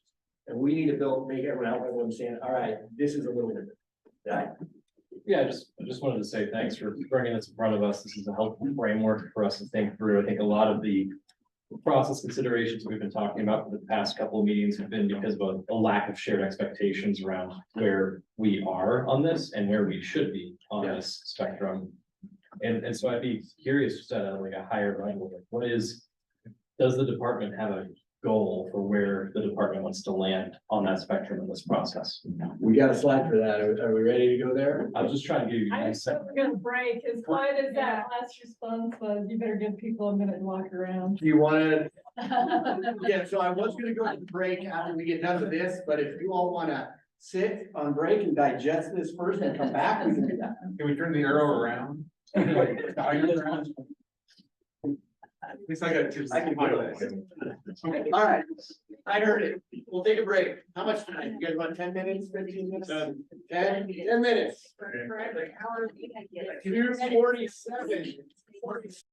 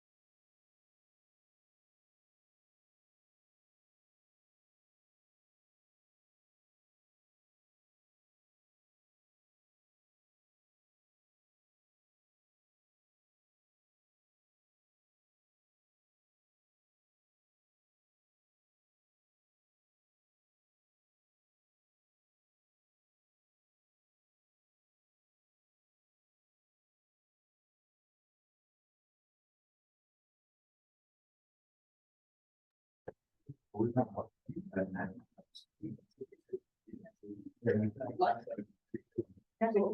right, everybody, please sit down.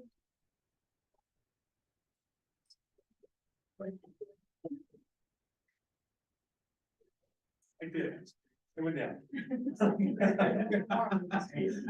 Yeah. I don't need to run out of energy. Feels good. All right, let's keep going. So let's go ahead and go to the next slide.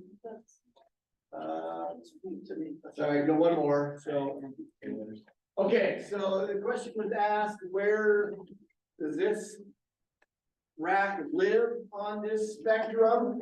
So generally, I think there's mentioned, involve, consult, inform. I think there's gonna be, this is put this out here for discussion, so we want to know your reaction, your feedback. But there's gonna be ranges, right, depending on what we're talking about. But generally towards that left end, left of collaborative. And then with the potential that with some of those non-regulatory actions we looked at on the diagram, that could potentially live further towards the right, and be more community derivative. So thoughts? I have no idea what it says below the big letters. And so that's on your handout. Everybody should have it. Just It just doesn't have the stars on it, Kristen, but Oh, yeah. it's the IMP2 spectrum and it's just got a star that captures the regulatory. and It's non-regulatory. this. stars where the blue and the green and the bold line. Yeah, Correct. It's everything's the same. It's two images of this graphic. The green stars are where we're putting it out there for discussion. That's where the RAC lives. Blue stars are where potential other non-regulatory groundwater actions might live. And we have a green and blue pen if you want to start in your hand. I'm good. I got it now. I would like to. Yeah. Bobby, I'm joking. Take a Jim. Yeah, Mark. So want to appreciate that. I don't think it's, to me, it's black and white, it's non-regulatory and regulatory. Because if we're gonna do the collaborative volunteer agreements, empower the community. It has correlation with a regulatory action. So if you tell me we're gonna completely empower the community on volunteer agreement. That might come in conflict with the regulatory process and rules. Might come in conflict with the department's goal. So it's somewhere we gotta, work that out, probably not today. Secondly, on the regulatory just period, if it's completely statutory, which some of them are, it's probably not even to involve. Right, if it's policy, I'd like to push it a little farther over down the arrow. Okay. Yeah, you're absolutely You're right. towards collaborative and empowered, is that what you mean? Inform, I don't see empower. The policy one, you mean? Yeah, the policy one, yeah, sorry. So I mean, down there. understanding that the department or commission has the final say, I don't think we ever get to empower even in the policy. I don't. Okay. I would hope we could, but in the time frame that we have, I don't. I just don't think we have to get this on all of them. Maybe some of them. Okay, so what I'm hearing is on the left, which is your RAC. There are going to be those areas that are statutory, and those are likely to need that more inform, maybe consult, and policy things we're involved, maybe trying to push a little towards collaborate. With a non-regulatory, you really could have. I guess those stars represent the potential for some. There's probably needs to have stars in almost all columns, because there's gonna be the potential for a non-regulatory action, at different phases. And as you said, they may be dependent on the regulatory action, so you can't have that part of the line. So we probably need more blue stars. Yep. I wasn't gonna say anything, but if we're gonna empower the community in this process, that one of the things I would really like to see, and I'll be upfront, I want it in the rule, is a feedback deal, which is tied to data and to involve the public in, it might be a technical specialist consultant, it might be just a community process where we build even a bigger database and more accurate, more comprehensive. And you have a data 8 years down the road or 10 that makes it clear what the answers are, you know, like artificial recharge or just data on boundaries or whatever, that there's a feedback loop from non-regulatory groundwater actions that kicks back to the regulatory groundwater position that we're in at any one point in time. This is really not a stop, end of process still on surface water, groundwater, or this thing. I know it turns out that way in terms of regulating agencies, in many cases, but it should not be. Some of the stuff just really isn't clear on aquifers that can have fresh edge and others that don't, and those sorts of things. And if I could, I'll just, Fred, I'd say what comes to mind when you say that is this thing's already got a 5-year review and status. Kind of, you guys know the right term, but I mean, we've already had to do a 5-year. Every 3 years, we're required to review any rules that curtail groundwater use, and every 10 years, we're required to review the rules related to critical groundwater area and the conditions of within that area to see if the designation is still warranted. And we. That's what I'm saying, is I am seeing some feedback already in, and we've already had to even, so it's not hopeless, is what I'm saying. But, I mean, I forgot about that part of it, but because generally I don't see it in the language. Yeah. That if we find out that information wasn't very good, then let's go back and change the decision making. Yes. I got one. Can I rephrase that, Fred, and see if I understand maybe what you're trying to say?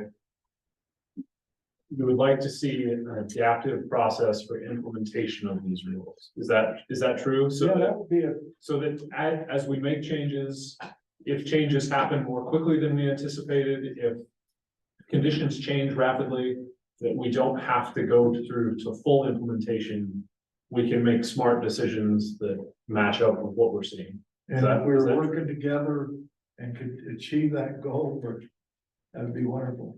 Maybe we can. Well, I wonder if there's some way to collect all that data. Alexandria, do you have anything to add?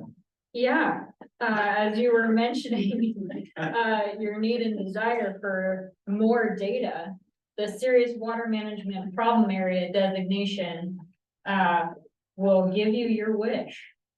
Because we'll be requiring the measurement devices. So that will continue to add and keep us up to date to those current conditions. So, and that was a proposal that also came from the Harney Community-Based Water Planning Collaborative. So that's also, there's agreement from stakeholders in the basin that see the need for that data as well.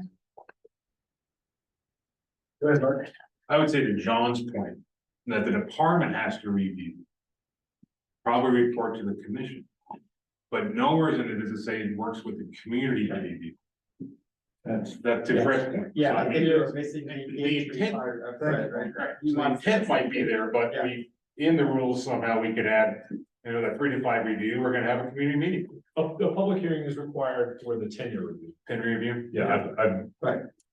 Man, I was just reading that the other day. So far, right, for the engagement, it's a public hearing. Yeah. Anyway, If we want more of those, we won't have to worry about it.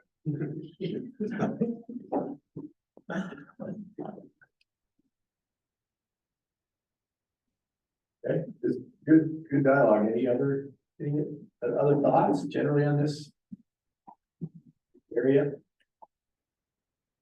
Just out of curiosity, sorry, where's my head? All right, just out of curiosity, is is involve the point on the spectrum of public participation that all rulemaking processes get to? Is that consistent with other rulemaking? I know you're looking at me and I'm thinking about it. It's a really good question. Mainly because up until now, I haven't really framed my thought around the IAPT spectrum. Brian brought it to us and that was a really good tool. I'm gonna say generally, yes, we have to involve, right? We take input, we hear input. And what we have not been doing is, and what we should be doing, just to bring it back to lessons that we have learned, is that when we take your all input, we never really tell you, okay, was that input considered? And if that input was not considered, we did not give you a reason why that input was not considered. And as a large part, and I think we look at Zach, if we look at Lisa, that's a large part of what we do in the traditional rulemaking sense, right? Like we hear these comments, we did not include that in the rule language because of this. And that is something that we have not been doing with this RAC. Can I address that? I think that the typical RAC in Oregon is in the consult column. Certainly the WRD ones that I've been involved with. You're not developing alternatives that reflect the input. I mean, there are, that's, I mean, I feel like it's more like the RAC is giving input and helping kind of brainstorm ideas. And then, some of that gets built into the rules, proposed rules, various drafts are commented on and so forth. But I don't, this part about concerns and aspirations directly reflected in alternative developments. I don't think all of the input is like incorporated into alternatives that are developed. I guess is what I'm trying to say. So yeah, I think it's more a consult role. Yeah, I guess just so a little insight into our thought process, I think much like what Mark hit on, that there are a number of different portions to these rules that fall along the spectrum. And so like when I think about it, right, when it comes to like deciding how we use the model and how we like which management scenarios we test, like we are going to talk about alternatives and evaluate those. And so that to me feels more like involved. But what goes into the final rule, I agree with you, is on the consult side of things.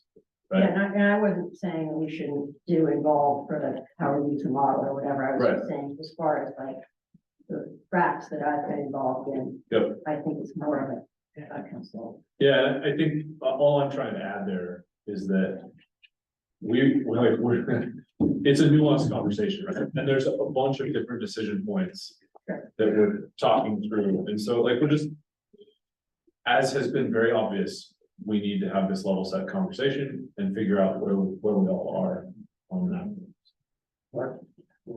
So, Jason, where do you think the department is at? Is it the star, and where do you think we could get at? In relation to that, I think we have been more on the consult side of things in this process so far. I think we can get more into the involved and even as you said earlier, on at least some aspects of it, I think we could touch it on the collaborative side of things.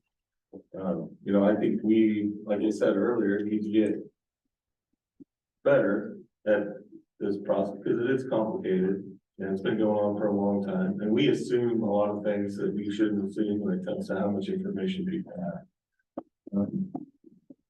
So yeah, I mean, I think that the way it's laid out here is pretty accurate with regard to what we have at least under the groundwater actions. With regard to the non-regulatory side of things, I really agree with, I think Brian said earlier that really we got to start every one of those. Because I think we really need to work closely on things like voluntary agreements, and how that language works and the rules around those. So that we don't, so we manage expectations, I think, on how that might work. Brandon, Bobby probably has on that and we'll go through. Go ahead.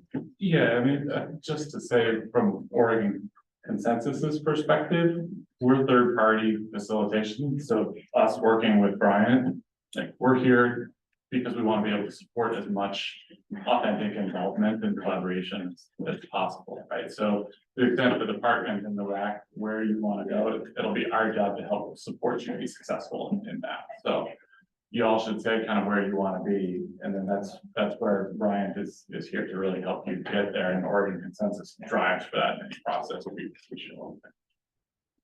Right. Relative to what Lisa said, I think I heard all of it. You speak pretty quiet. My ears don't listen to quiet. I'll do my best, but I think what I heard you say on alternatives, we will be hopefully diving real deep into the alternatives. Drawdown, timeframes associated with the drawdown. I mean, there's a whole bunch of different ways that I think I've heard around this table over a period of time that we really haven't gotten to. So, I agree, you're thinking of the formal alternatives presented in an environmental document, maybe, I don't know, but anyway, I think through that involvement part, I sure hope we can get through that part as far as we can go. But there hasn't been concurrence on that stuff. I keep coming back to that, I'm sorry. So yeah, so I hear a few things, and I'll maybe try to summarize it, and tell me if I got it right or wrong. You know, there's, in this RAC process, we're living in a few different places with different components of this, and there's areas, I think we'll talk about these. These are gonna be a lot of the topics that are to come. Is that accurate? Would that be accurate for you too, that some of the things that are gonna push more to involve collaborate, those are gonna be topics yet to come. Right. But, and then some of the things we've already talked about, and when we go into those, we wanna discuss where each one of those lives. Some of those ones we've already talked about may have been, you know, drawing lines on a map, may have been more not all the way there. So we'll talk about that. But ultimately, and I think to what Lisa's point is, the decision lands with the board, right? And so based on that model, this is an advisory board. Advisory implies consult at the end, but there's more involved, potentially collaborating conversations that. Did I characterize that accurately? It's a spectrum is what I think they're trying to say, right? And I think there have been times that the department has gone into the involved phase. I can think of times, and maybe this is incorrect, Brian, but where we, like today, we pivot our agenda. We got the feedback and say, okay, well, let's go with that feedback and pivot our agenda. So there have been times where I think the department has gone to involve. I'm kind of hard pressed to think of the others right now because I'm speaking to all of you and it's public speaking. But anyways, and so what I'm trying to say is I think there's a spectrum here. And I think that's what Brian's trying to say. And Lisa, go ahead. Was it Brenda? Sorry, I heard a voice.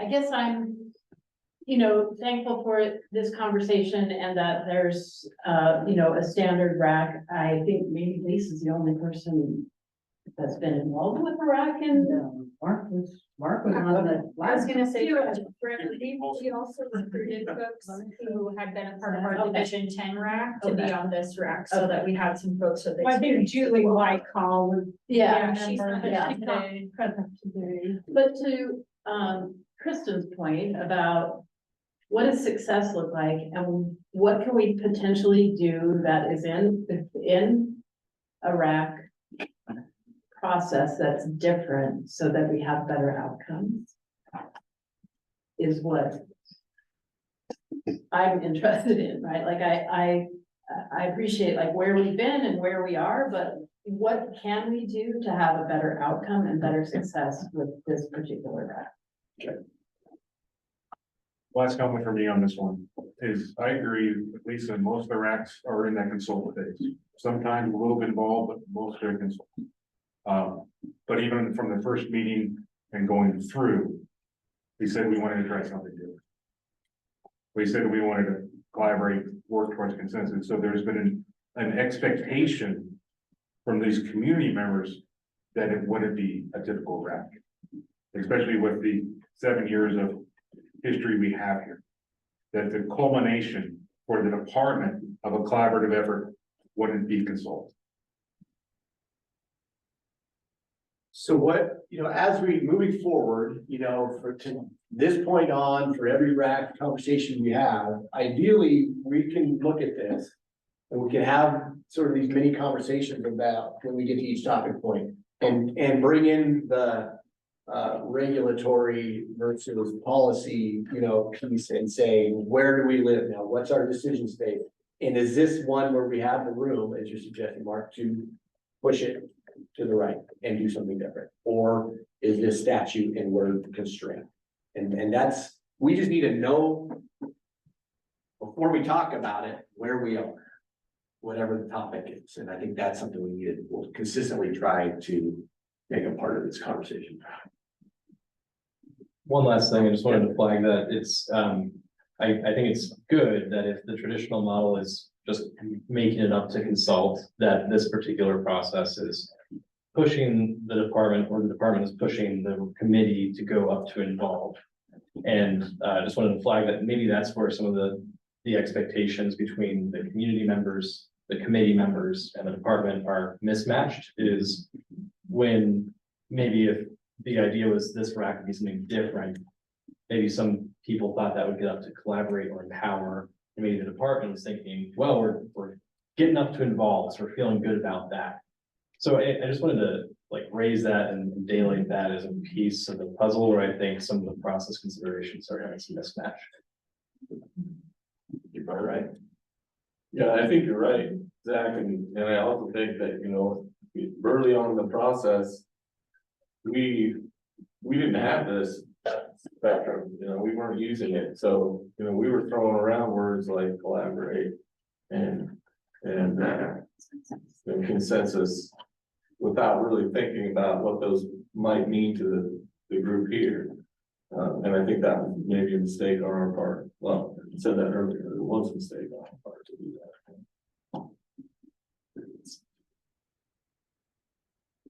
Okay, any other thoughts while we're here? All right, go ahead and move forward.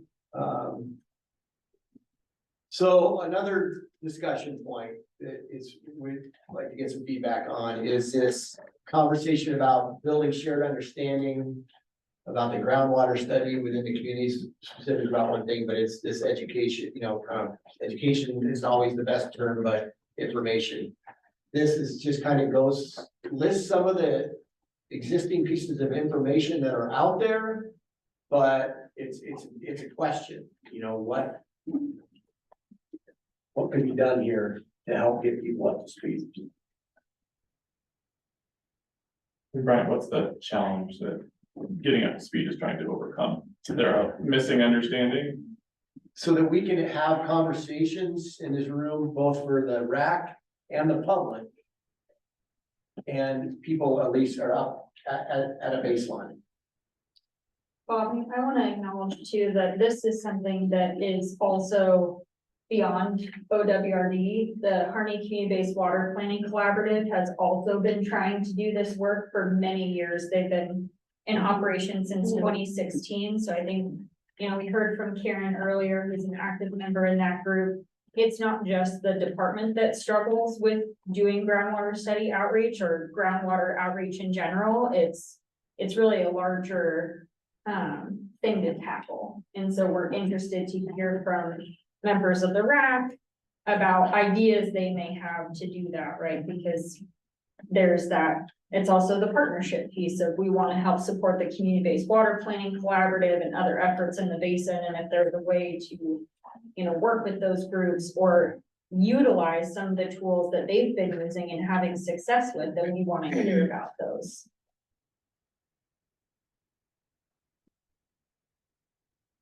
I think for me, and I know, I've said it recently too, I said, I think we need to have another 1 or 2 public meetings.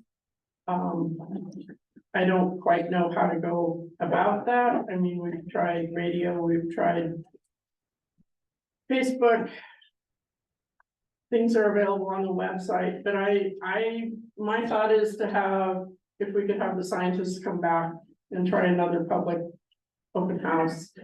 And the Watershed Council is willing to do that. But I need to know from the rest of you that, yes, you think that would be helpful. How could you help to get more irrigators to come and talk about it, or, you know, how much, I'm willing to give it a try. I do think, I think there's a difference in expectations from water users. And then also there's a difference with the public and some of their expectations. I would really like to try to help to get more of the science out there and have people be able to ask questions. Tell me if you don't think that's a good idea. So Karen, I mean, I'll go back to just the presentation, at least with this group and those that are missing today, isn't enough. Right. We gotta, like Lisa said, we gotta have that forum to have that conversation. The most impactful part of the groundwater study advisory committee to me was the tour of the basin. Where we looked at Silver Creek. Okay, where's the recharge for Silver Creek? It's the uplands. Why does Silver Creek potentially get some recharge? Because it's the youngest geology. Why do they call it dry mountain? Because there's no springs. So potentially there's some water that comes into the basin.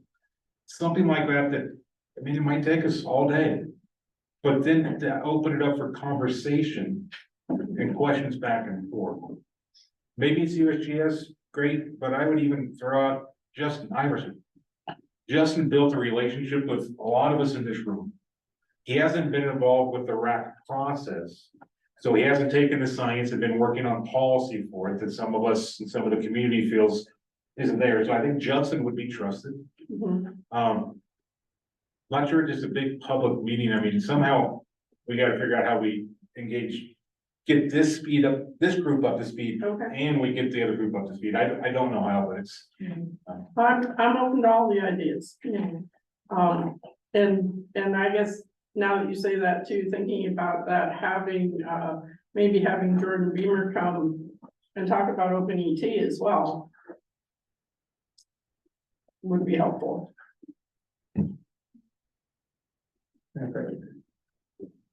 When the data is presented or the presentations have occurred, I wish Roger Shield was still here because I'm kind of where he is on it.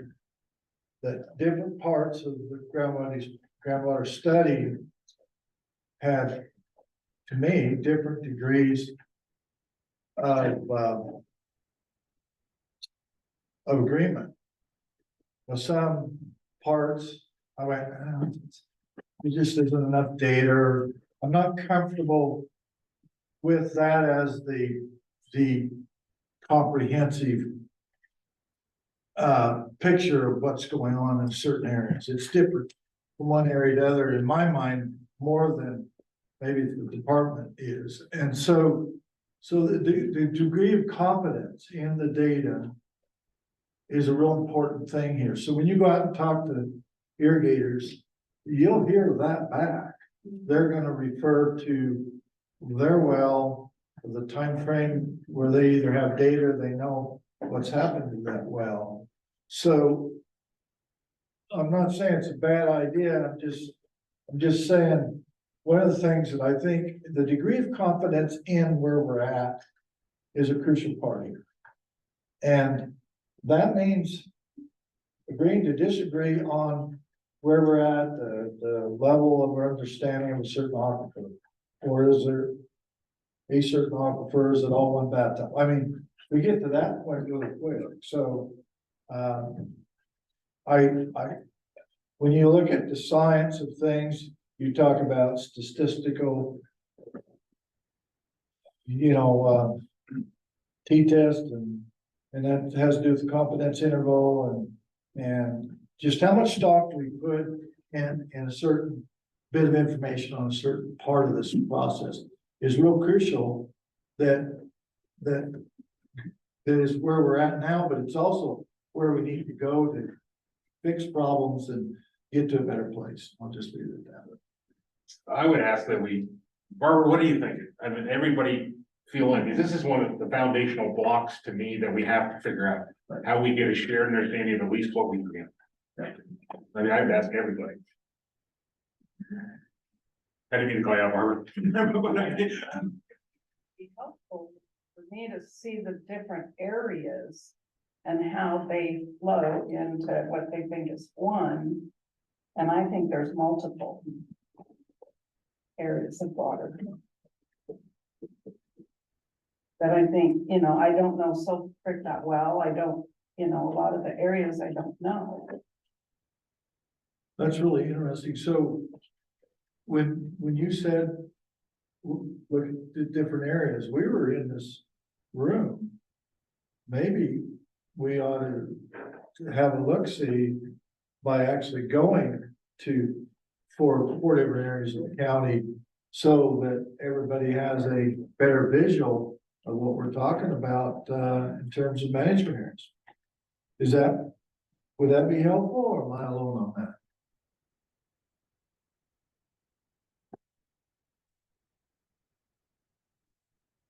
Travis? Just thinking. I don't have much to say right now. I'm gonna keep calling people. Sorry. For me personally, I don't know, there may be other people that have the same view. I've been here from pretty much the beginning. Yeah. I've read every USG, I read the whole report. I got all the information, doesn't mean I understand it, doesn't mean I can take it and put it in, you know, certain ways. So for me, what I find helpful is because I think the information is what I have, but the discussions are, let's say you're implementing X, Y, and Z. Okay, now let's go back and visit what supports that from the data or the information. So then you can think through, like me personally, because I think through the data where I live, like, well, what about this? How does this? What is that? What is this? And so for me personally, to understand it more would happen, I don't know how to say it. When we're trying to implement, say, policy or why you're picking some direction to go. Understand why for that area, and does the data support what your rules you're trying to make, and how does it support the rule you're trying to make? And what are the other ways to look at the data? That kind of makes sense, I guess. That's really good. Like a lot of it comes up when a rule comes up or a policy or something you're trying to implement, then you're like, okay, now where's my data? How do I interpret it? And does it support it? Right. And show me the science that supports it. And so I don't know if some of the public also, I don't think are going to go and read all the reports. They need the basics, and then the stuff is going to come up when the policies are brought in. Well, now show me why in data or in your study, why this policy is in place. So then I understand the science behind it. That's my Larissa, Yes. I'm wondering, because you made a great point, and I think there's some parallels that can be drawn. So if I understand correctly, what could be helpful when you get to sub areas, I think is what you're talking about, or administrative area, however you want to refer to it, it might be helpful to have the water level trends, perhaps if we're tying it to the study, some of the groundwater characteristics of that area. So you've got a full picture of why a policy decision is being proposed for that area. Is that drawing some connections to some of the study work that was done and some of the work that the Groundwater Study Advisory Committee got to see that perhaps maybe this full RAC hasn't? It's tying some of those pieces back in.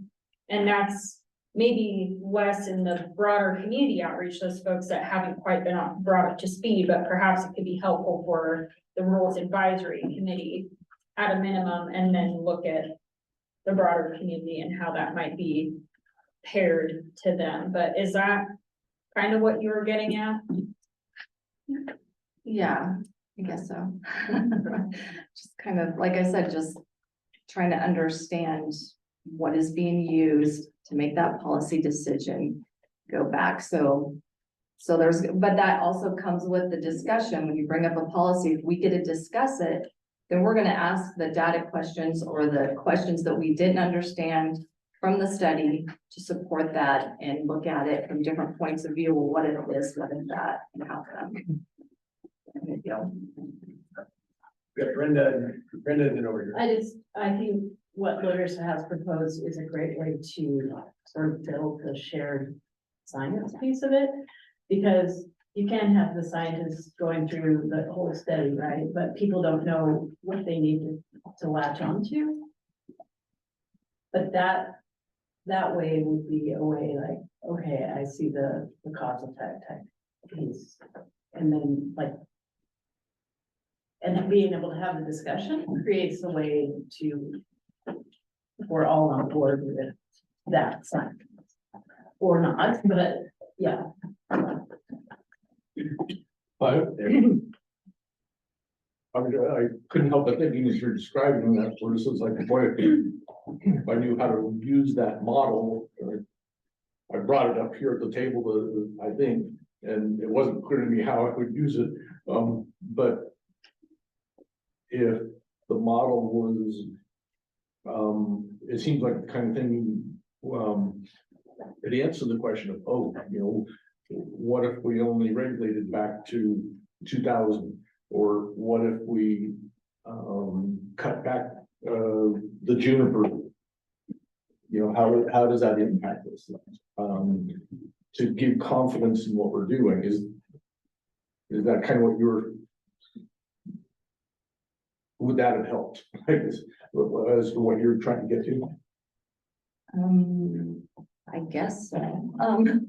I guess I just don't know how to like, what an example would be to how to like put it out there. But yeah, just basically when something's proposed, what's the rationale, what backs it? And then we can learn, like if someone then needed to learn the information for that area, like if you're saying, hey, we're gonna do such and such in Silver Creek or such and such in Crane, well, what's your rationale for backing that up? And you can learn the science and the data from that discussion too, without, you know, maybe that helps your brain implement it or see where it fits. I don't know. I guess I'm not very good at explaining, but. I guess I'm just wondering, I feel like we're getting more into the involvement part, whereas with you guys, we do more consulting. And a lot of like, nothing against you guys, but I feel like we've been over and over this, like, we know where the data comes from. We know where it goes. Like, we know where we're going. And I feel like we keep backing up, and that's fine. It's been like drilled into our head where the data is and where we can find it. And I feel like if the RAC as a whole needs more stuff, then that's not so much from OWRD as because they get the data, they kind of tell us, and yeah, they are the governing agency, but we're just, you know, we are involved, but we're not, like, they will have the final decision. So I feel like they've tried hard enough to drill all this stuff in our head. And if we don't understand it personally, we need to look into it and ask for help, not so much from OWRD. I wasn't asking for more data. I was just saying that they could, like, maybe during the policy, there might be some questions to clarify. Yeah, so maybe that that's was fine. easier, because I don't want any more data. Okay. I know, I don't think anyone does. I mean, you know what I mean? I mean, overall, actually, we want data over the long term, but I just meant I don't need any more filling in. I just need maybe clarifications and a few questions here and there. So, because I don't have a degree in this, so I might have to ask some questions to clarify. That's all my thing was.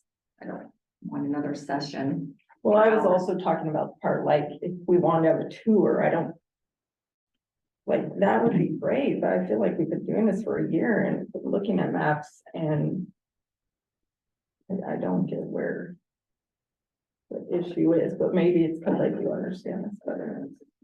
And I guess to clarify too, part of this isn't necessarily referring to the RAC, it's the broader community. Okay, yeah, and I understand that, it's just that we've given the community plenty of time to come in here and look. I mean, I totally disagree with that. I think the responsibility is that we have to create a rationale for people to understand what's happening to them. Otherwise, the government's not doing its job. And the idea that somehow we've spent a year on this and that's some exorbitant amount of time is almost borderline ridiculous as far as I'm concerned, because this has been going on in this community for over 20 years.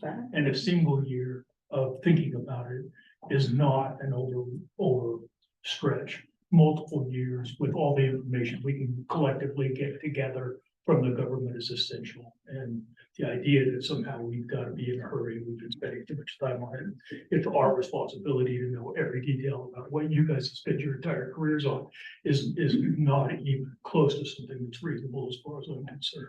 We have to work together to understand the rationale behind what it is you're trying to do to this community. Lisa, let's go Lisa, and then, kind of close the loop on this and figure out what the direction is. Yeah, I think you touched on it a little bit. I feel like we're having like 3 different conversations. One is how to bring the community education level on groundwater study and other things up and bring the community on, which, as we've noted, the collaborative has tried to do, for 8 years, and it's been challenging. So that's a tough one, but an important one. The second one I think we're talking about is making sure people on the RAC are comfortable with the groundwater study information. And to that point, I think wasn't it true that everybody on the groundwater study advisory committee was invited to be on this RAC? So I think a number of people on this RAC were on that. And that 6-page groundwater study advisory committee key takeaways document is probably from 2 years ago, 2.5 years ago. 2 years ago is probably a really good starting point. So I mean, I would suggest maybe everybody who wants, to make sure they've got a grounding, like maybe start with that document, maybe go through all of these, and then we have a session with maybe Justin's the right person to answer questions, right? To have a discussion about that. But sort of like, here's the stuff, let's wrap your head around it, if you can, and if not, let's discuss, throw it on, Justin and these guys. And then the third one I think that Larissa is bringing up is like, how do we build a shared understanding of how the data, links in to different proposals being made in the rules, and that I think is, that's a great point of just like an ongoing need, I think. I agree with that third point. With the groundwater study, it was very specific. We never talked about that. Yeah. All we were trying to do is get a base understanding of the information and data. And so what Larson we're bringing up now is that management discussion with the science, at least for this group, I think is probably the most lacking thing. Not just management, but rules. Inside the department, they took the key takeaways, much more detail of the groundwater study. And then now they're applying what they took away from that to their proposal on rules to us. That's my take. You guys are working from what you consider a factual basis to write rules to govern groundwater. And I took Russ's deal as so when a policy or whatever a rule is specifically proposed, then kind of our job, I actually think, is to challenge that back a little bit. What's the data? What's the confidence level in the data? Which I said, referencing you, Roger. We wish you were here because you're a scientist. But that kind of discussion is a good intensive review of a specific rule, maybe a sentence or a definition in a rule. That's kind of what I heard Russ is saying, and that's where I'm at on all this, that it requires bringing up, we had a lot of data put in front of us. I had 100% confidence level in some of it, 90 in some of it, 50 in some of it. I mean, I'm just using that example. It's not something we said yes or no on all the way through the process, or even when we got done. So having a policy come forward now, some of that's got to resurface. It really does, to see if we agree that that fits the situation, and we might just say, that just, and I can tell you the public, the irrigating public out there will say, that just doesn't fit what we're seeing on the ground. That discussion needs to happen too. And that's sort of where Karen puts in maybe. Yeah, so this is really good, and I think we're all capturing some good notes here, and as a couple of you mentioned just now, we're talking about two different sort of audiences in a way. Go ahead. So getting back to the first question, I would say that a lot of the community has not gone through the shock and awe. And I would bet that 50% of the ground users have heard about it, but they don't know how shocking it's gonna be. And if this process goes much further without the whole community knowing what's going on, it's gonna be awe. And it's not gonna be awe very good. We're gonna go, oh, what happened? Yeah. So I guess, what I do for the SWCD is like, we try to tell people, but like, we've done a lot in outreach and all of that, but what else are you supposed to do? The problem is public, that even if they are irrigators, because I work with irrigators, it's like you can only put out so much, and if people aren't gonna come, then there's nothing you can do. So we tried for multiple years, had irrigator meetings, trying to get them engaged, place-based planning, watershed council, SWCD. I finally quit about 4 years ago. Why? Because every time I would get irrigators in the room, the first question that would come up is, what is the state gonna do? I said, I don't know. Okay, we're done. So now the state's come out and started to say, this is what we're gonna do. So I mean, we had a room full in March. So I agree, I mean, but maybe there's an opportunity now, the shock and awe.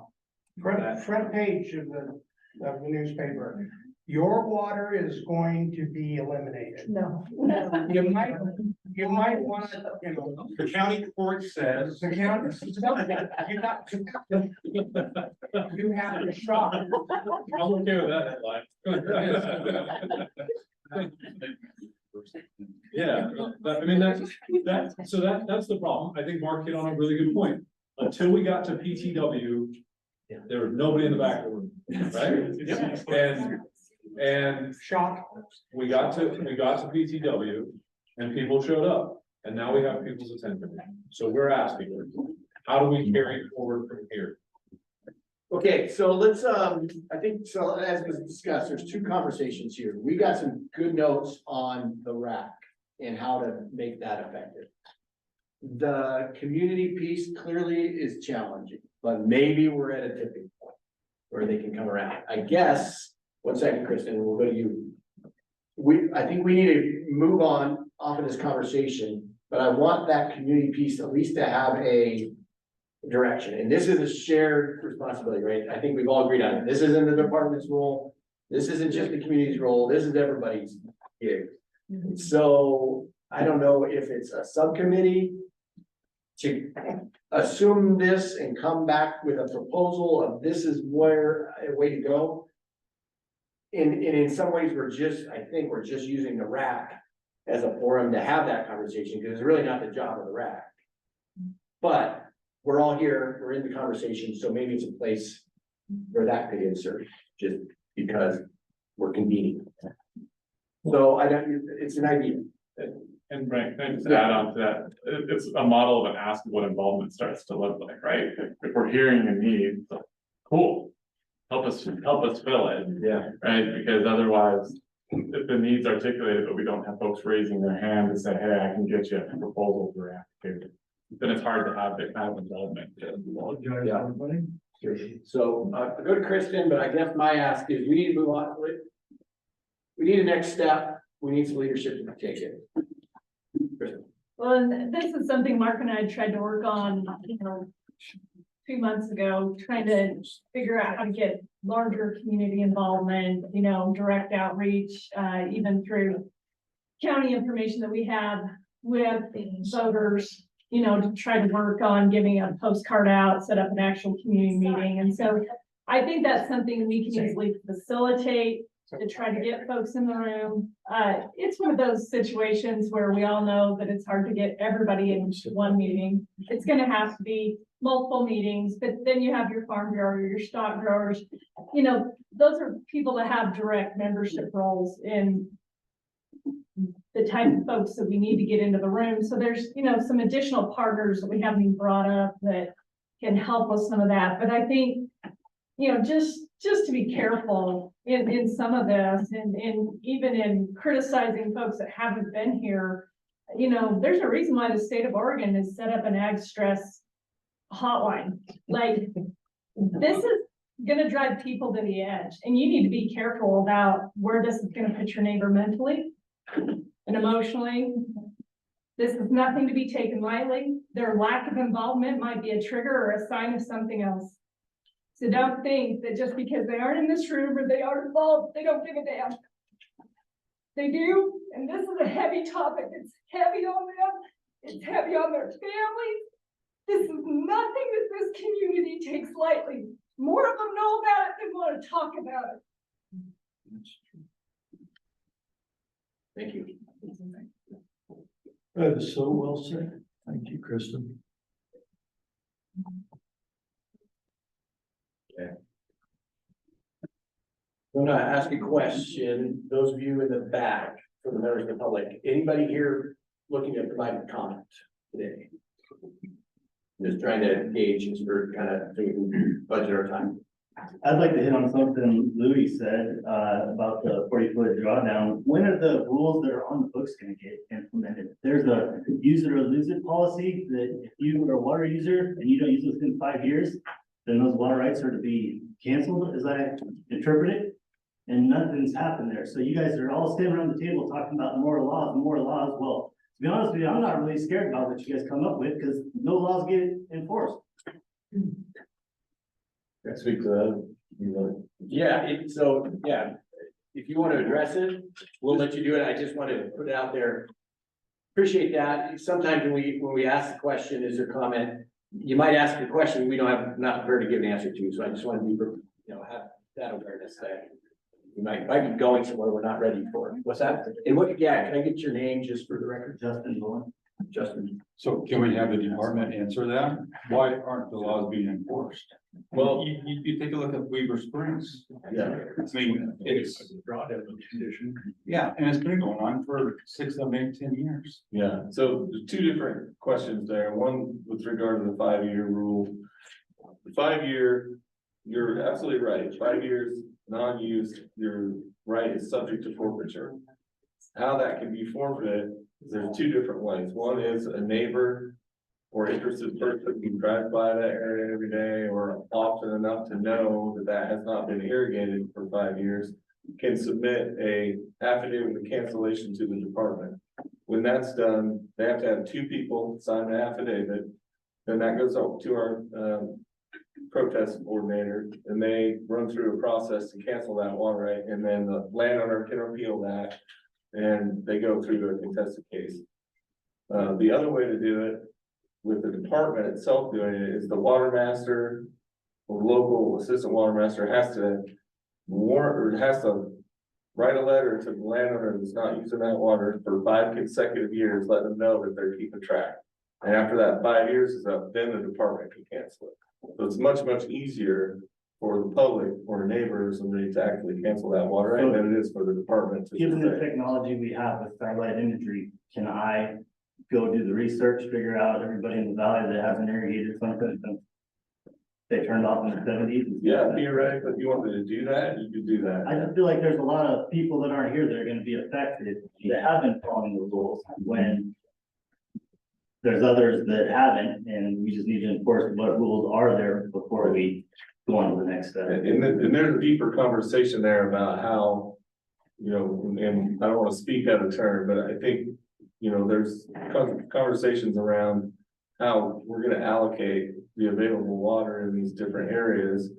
And that is, you know, we're gonna take a look at who's been using water and who hasn't been using it. We're not going to, you know, likely allocate to people that haven't been using their water right. And I think, you know, that, like I said, a conversation we'll have in the future, but and something else that we've also been looking at is we have been looking at satellite data and ET data and looking at places where water hasn't been used or is used illegally, which we've been addressing. You know, every year we go through this exercise of finding where water may be used illegally and then going out and addressing that if we find an issue, which we have. And so that's another thing that we've been working on trying to do as well. Aside from just keeping an eye on places. And then, you know, for the CREP program, there's certain limitations about who can participate in that as well. And they have to have been irrigating in a certain time period and able to be able to utilize that program as well. Justin, I missed your last name. Bowen, Bowen. Okay, thank you. Sorry. And the same kind of thing, the 25-foot drawdown condition. Yeah, the drawdown condition, you know, we want to be fair when we start regulating for that. We have regulated for that in the past in certain areas. But when we do that, we want to make sure that we're capturing everybody that has that condition. And so we don't want to jump the gun by regulating off.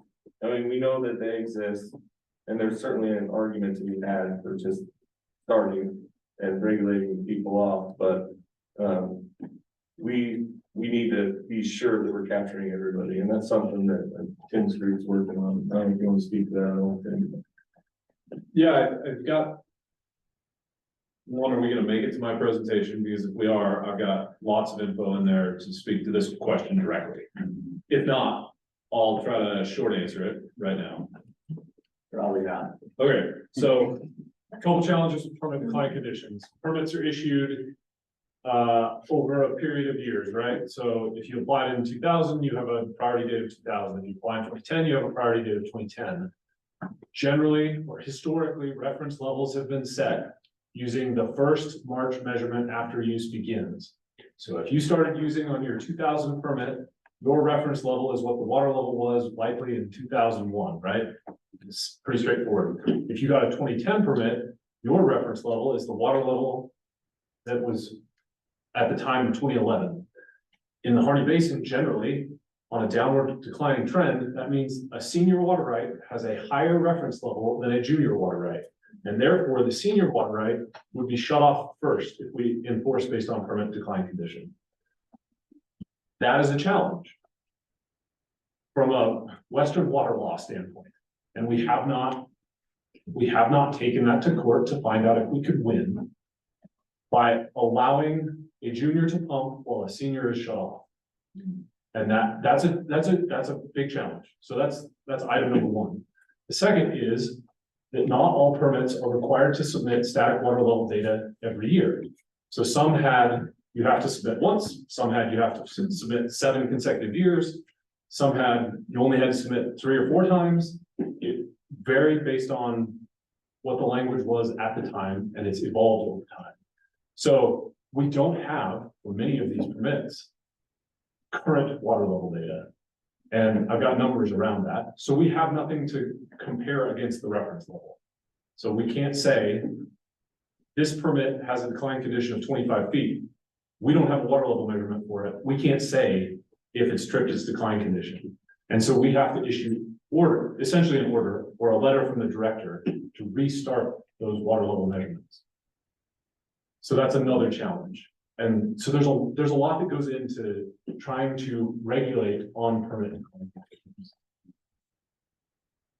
Mark, we'll go to the back. Right, we have someone. Yeah, I know, but we just, a comment, right?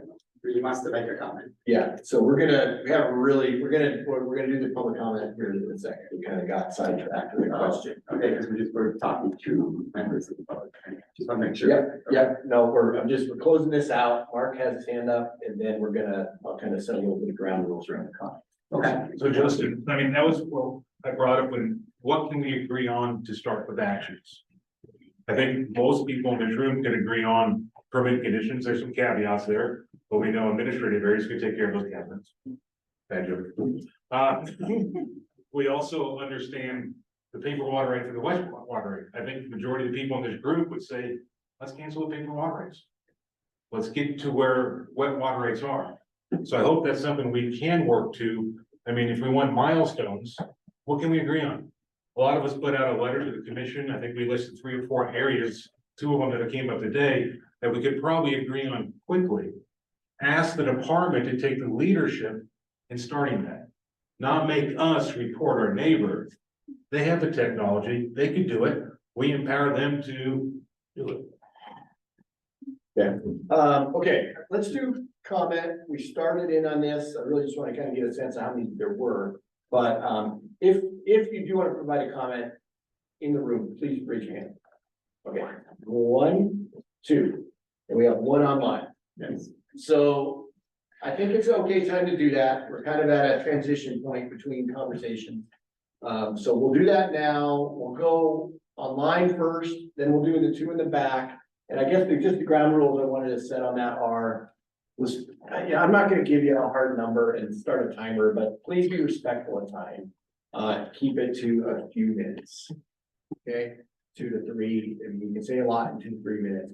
We aren't, the RAC and the department is not prepared to respond necessarily to any question that might come up. So just understand that. We're looking primarily for comments. If you have a question, it's okay to pose that, but we may not be able to give you the answer right now. We may have to you could be asking for something that we don't know.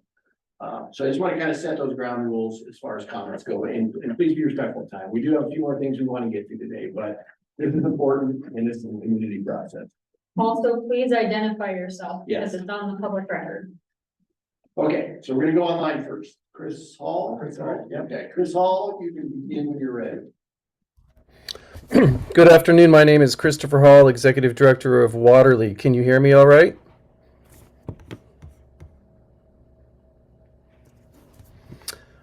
I will assume that answer is yes. You can hear me just fine. We have a need to have the Department of Justice write a view or an opinion on what the term, quote, involvement means in the following statute. And this is related to the question of what does consult or involvement mean. These need to be actual legal definitions to avoid misunderstandings and address expectations. ORS 183.333 policy statement states public involvement in development of policy and drafting of rules and advisory committees. The Legislative Assembly finds and declares that it is the policy of the state that whenever possible the public be involved in the development of public policy by agencies and in the drafting of rules. The Legislative Assembly encourages agencies to seek public input to the maximum extent possible before giving notice of intent to adopt a rule. The agency may appoint an advisory committee or use any other means of obtaining public views that will assist the agency in drafting the rule. The membership of the advisory committee appointed under this subsection must represent the interests of persons and communities likely to be affected by the rule. That's the end of the statutory language. The RAC is advisory, and that is also a legal meaning that the DOJ should clarify. The DOJ should explain where on that IPA2 spectrum of public participation, where all RAC involvement is located, to avoid the struggle between the public and the agency staff over what the Division 512 rules language will ultimately be. The law in every state across the nation recognizes that agency staff possess the professional qualifications and experience to write administrative rules in ways that legislators and laypersons cannot.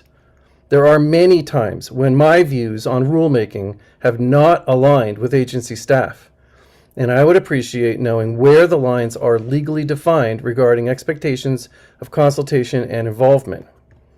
What distinguishes this RAC is that the Water Resources Department is trying to address the intractable problems resulting from the tragedy of the commons. Without state intervention, irrigators will presumably continue the status quo of draining aquifers as they have for decades, as is resulted and illustrated in the tragedy of the commons, which describes the centuries-old phenomenon whereby herders compete with each other to graze their livestock on common lands despite the permanent destruction resulting from overgrazing. The tragic logic is that each herder figures that the land will become despoiled even if they don't stop grazing. So they are motivated to extract whatever value they can while there's still some value left to acquire. OWRD staff appear to be put in a very difficult position, despite their well-intentioned efforts to prevent what would otherwise be an inevitable tragedy, the permanent draining of Harney Basin. OWRD staff must administer and manage water use under duress. That much has been shown, especially in this RAC process.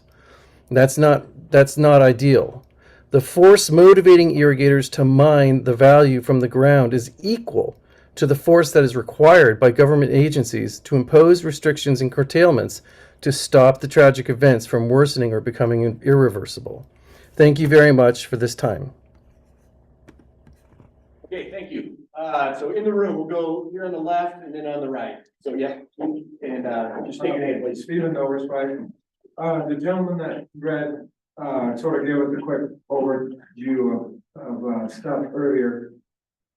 If the water's a state regulated resource, why, I mean, I get that there's private property rights, but if you agreed upon to get a piece of paper saying you can use it, why can't you guys go through your local water master and say, hey, we need to measure what? I guess, is it just not been tested in court? Is there just not the rule there for you guys to be able to say, hey, we need to come out and measure it? I'm lost there. No, so I believe we have the authority, and Jason is by far more experienced with actually enforcing this stuff. But I believe we have the authority to go get that water level data. The challenge is the sheer quantity of wells that will need to be measured and the stat time that takes, and the fact that that needs to happen in a specific time frame. So typically the permit says the annual high water level as measured in March. So we have 1 month in which to gather that data, and we have to have everything lined up. I guess what I'm trying to get to is that we can't collect that data anytime. So we have to wait until next March before we can do anything and evaluate these. And then there's the concern of issuing a regulatory order and shutting someone off after they have seeded a crop, or, you know, it like spent a lot of money potentially, and then causing that hardship by shutting them off without them knowing. Now, you can argue both ways, right? Like, it's in their permit, they should know, but there's a lot there to consider, and those are things we're thinking about, just to be really frank with you. Like, and those are concerns for us because of fairness. And so the other piece of it, right, is the people that are required to submit static water level measurements and have been following their permit conditions. Why would we, like, is it fair to shut them off next year because they did the right thing and have been obeying their permit condition, and not shut off the people that have failed to submit water level data per their permit condition? And so, like, again, there's a lot to consider there, and we're trying to be thoughtful about it and fair, I guess. Okay, one more comment over there. Yeah, Jess Winnick, Mount Here Refuge, although I'm not really representing the refuge for this question or this comment, and I'm not asking for an answer, but there were a lot of people in here, a lot of them left with looks of frustration. It's a long time to sit in a meeting before being able to provide some sort of comment or interaction. So I just asked the RAC, is there a way to maybe bump up public involvement in the meeting so that people can maybe ask some questions and then be on their way if they need to. Okay, thank you, appreciate that. Okay, all right, I think we're ready to move on. This, I don't know that, on the public community side of this, we have the full direction, but it does sound like conversations are happening. So I just think we need to keep talking about this because it's important and there is gonna need probably be some grassroots effort here to be successful. All right, let's go to the next area. Okay, the rulemaking milestone. So, Melanie, I guess I'll turn this over to you and you and I can kind of do this together. And, this is what I alluded to previously, where we can revisit those 5 items in the handout you were given on the topics that we've addressed, determine where we're at on the spectrum with those, and what further conversation, if any, needs to occur. Okay, all right. Close out on my device here. So, we sent out a document to you guys about, kind of defining where we think the RAC can have input. And the reason why we sent that is we've seen the comment, right? The RAC members asked us to define what a statute, what is a policy, and where the RAC can have input. And, we made that roll up, the document we sent out to you in response to that. So we took the last 2 months, having a lot of serious conversations and putting this document together. How we're gonna be having this conversation today is, as Brian said, one, we're gonna focus on those first 5 topics. So that's the classification boundary, the SWAMPA boundary, the critical ground area boundary, as well as, I believe, how we prioritize sub areas. And I'm going to first say, I'm going to follow up, is we took that when we were having these conversations, and Bobby pointed out earlier, we took the silence to when we were telling you about our proposal. I was like, oh, okay, they're okay with that, we can go forward. And so we recognize that we didn't define that space, right? We didn't tell you where you guys can have input or not. And so I want to go through those 5 topics that we're talking about and take all your questions and input, not necessarily answer them, but we'll include those into our future milestone racks and address and have those conversations. Does that sound fair? Yeah, okay, So, great. just want to emphasize, repeat what he just said, because we're gonna look at each one of these and there's gonna be a tendency to want to dig into it. And we don't really have the capacity to dig into all these right now. We need to know if we need to, so that we can put that out there for the future. And is this the document that we're Yes. looking at? So it says RAC influence in division 5 at all. Okay, we're gonna pass that out. So,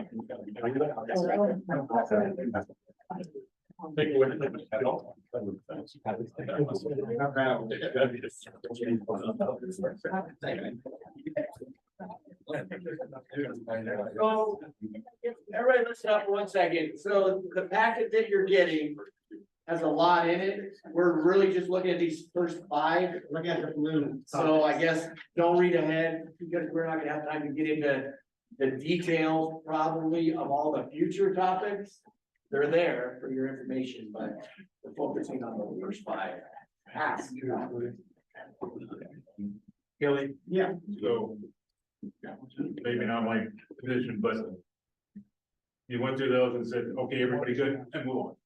That was a trap we got into last time, so let's slow down. We've had a real productive meeting, let's not derail. We're gonna take as much time as we need. Okay. Lisa. Thank you for the reminder.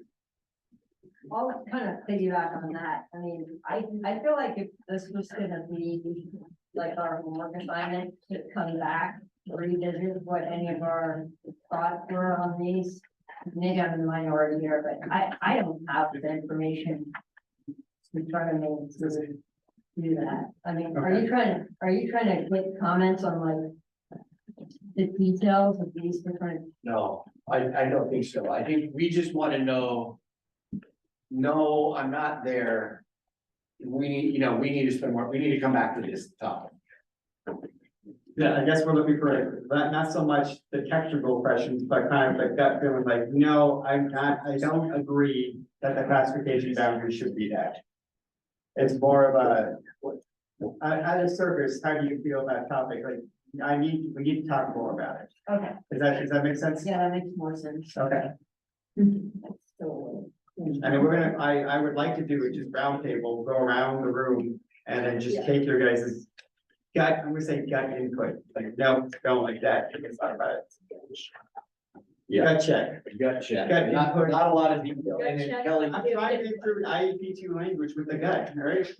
Just ask your. and then as we go through those, let's try to, where you think, or where the department thinks these land. All right, so we're gonna start with the first one here.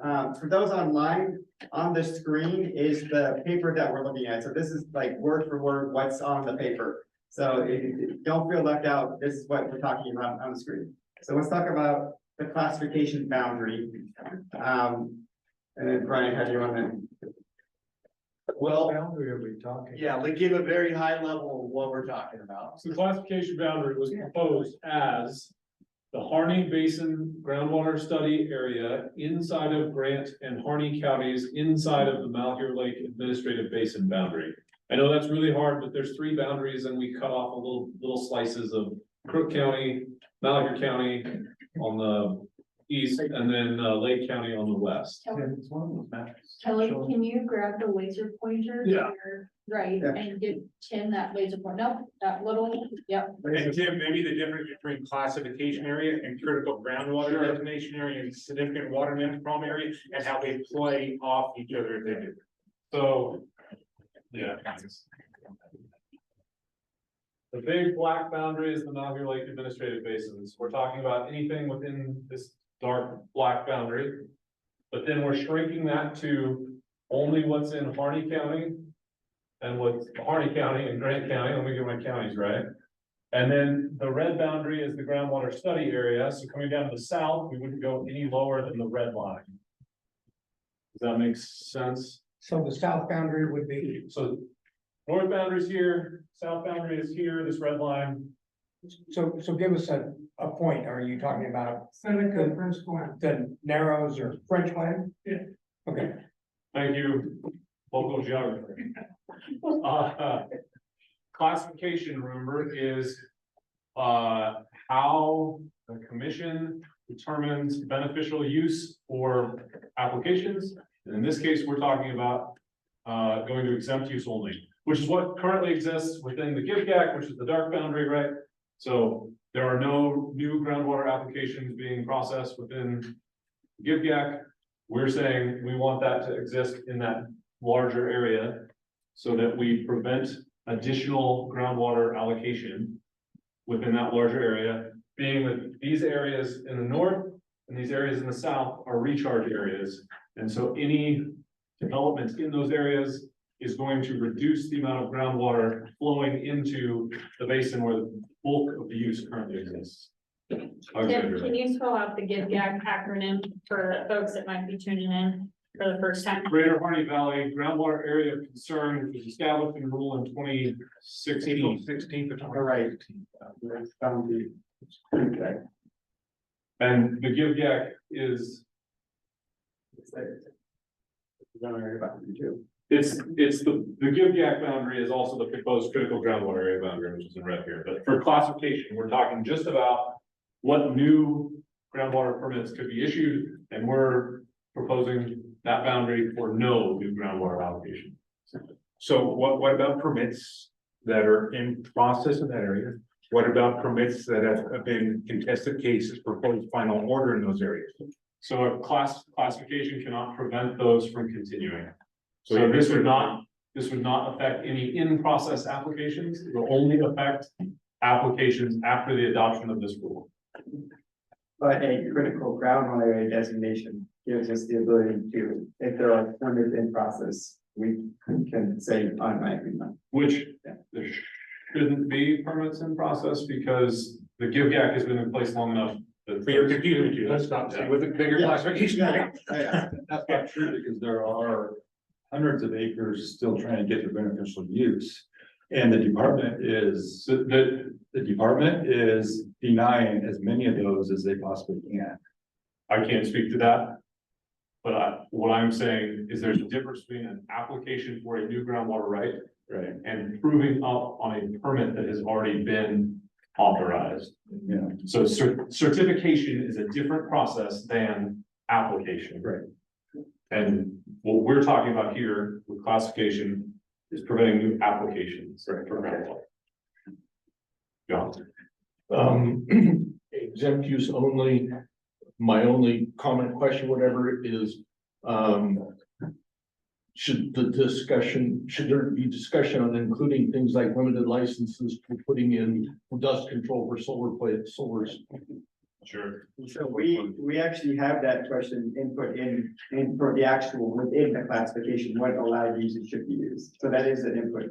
Yeah, So are you saying there's two topics here, Kelly? There's the boundary. we're talking only the boundary right now. Okay. Right, and Versus then what we do within the what the boundary. water use is an actual conversation that we need to have with you to get you your info and what water use should be allowed. So right now, it's just about Boundaries. Okay, so on that, hopefully that gives you the rundown. Lisa, did you have your hand up? Yeah. Okay. So the parts of the other counties that got carved out of this, or is there any danger of like a lot of groundwater development happening in those areas that would jeopardize? We did a land ownership evaluation, and as I remember it, it was over 90% is owned by the federal government and unlikely to be developed for any sort of groundwater use. And 10% could be. And based on topography, it is unlikely that you would put a pivot on a steep hillside like that. Though I guess, you know, we have creative farmers out there. Fred might do that. Okay, so the question out to the group is. We don't want to do this general concurrence. We want to have a conversation. Does anybody have anything to express about? I guess what I'm hearing, just based on what we're having here, we need to talk about the boundary again as we talk about the rest of it. So I would say we need to come back to this. But I'm just curious how close we are on that. Yeah. That's like, are we this far apart, this far apart? I think based on what I heard, I feel good about the proposed boundary. Yeah, I agree. I'm good with it. Where are we at on here with this? Can you guys answer that? The department? Consultant. Yes. So that helps us understand what we're talking about. So we can take as much time as we need to. Yeah. To consult. Right? Well, I had a problem with this boundary originally, because I thought it should be separated right through the middle of Malheur Lake and Harding Lake. The stuff to the south was totally different than the stuff to the north, so I've always, that was the first boundary, and then we went from there, so I personally, it's done deal, I think, but, I, just as an example, that was one of my not concurrences in Gotcha. early meetings. Fair enough.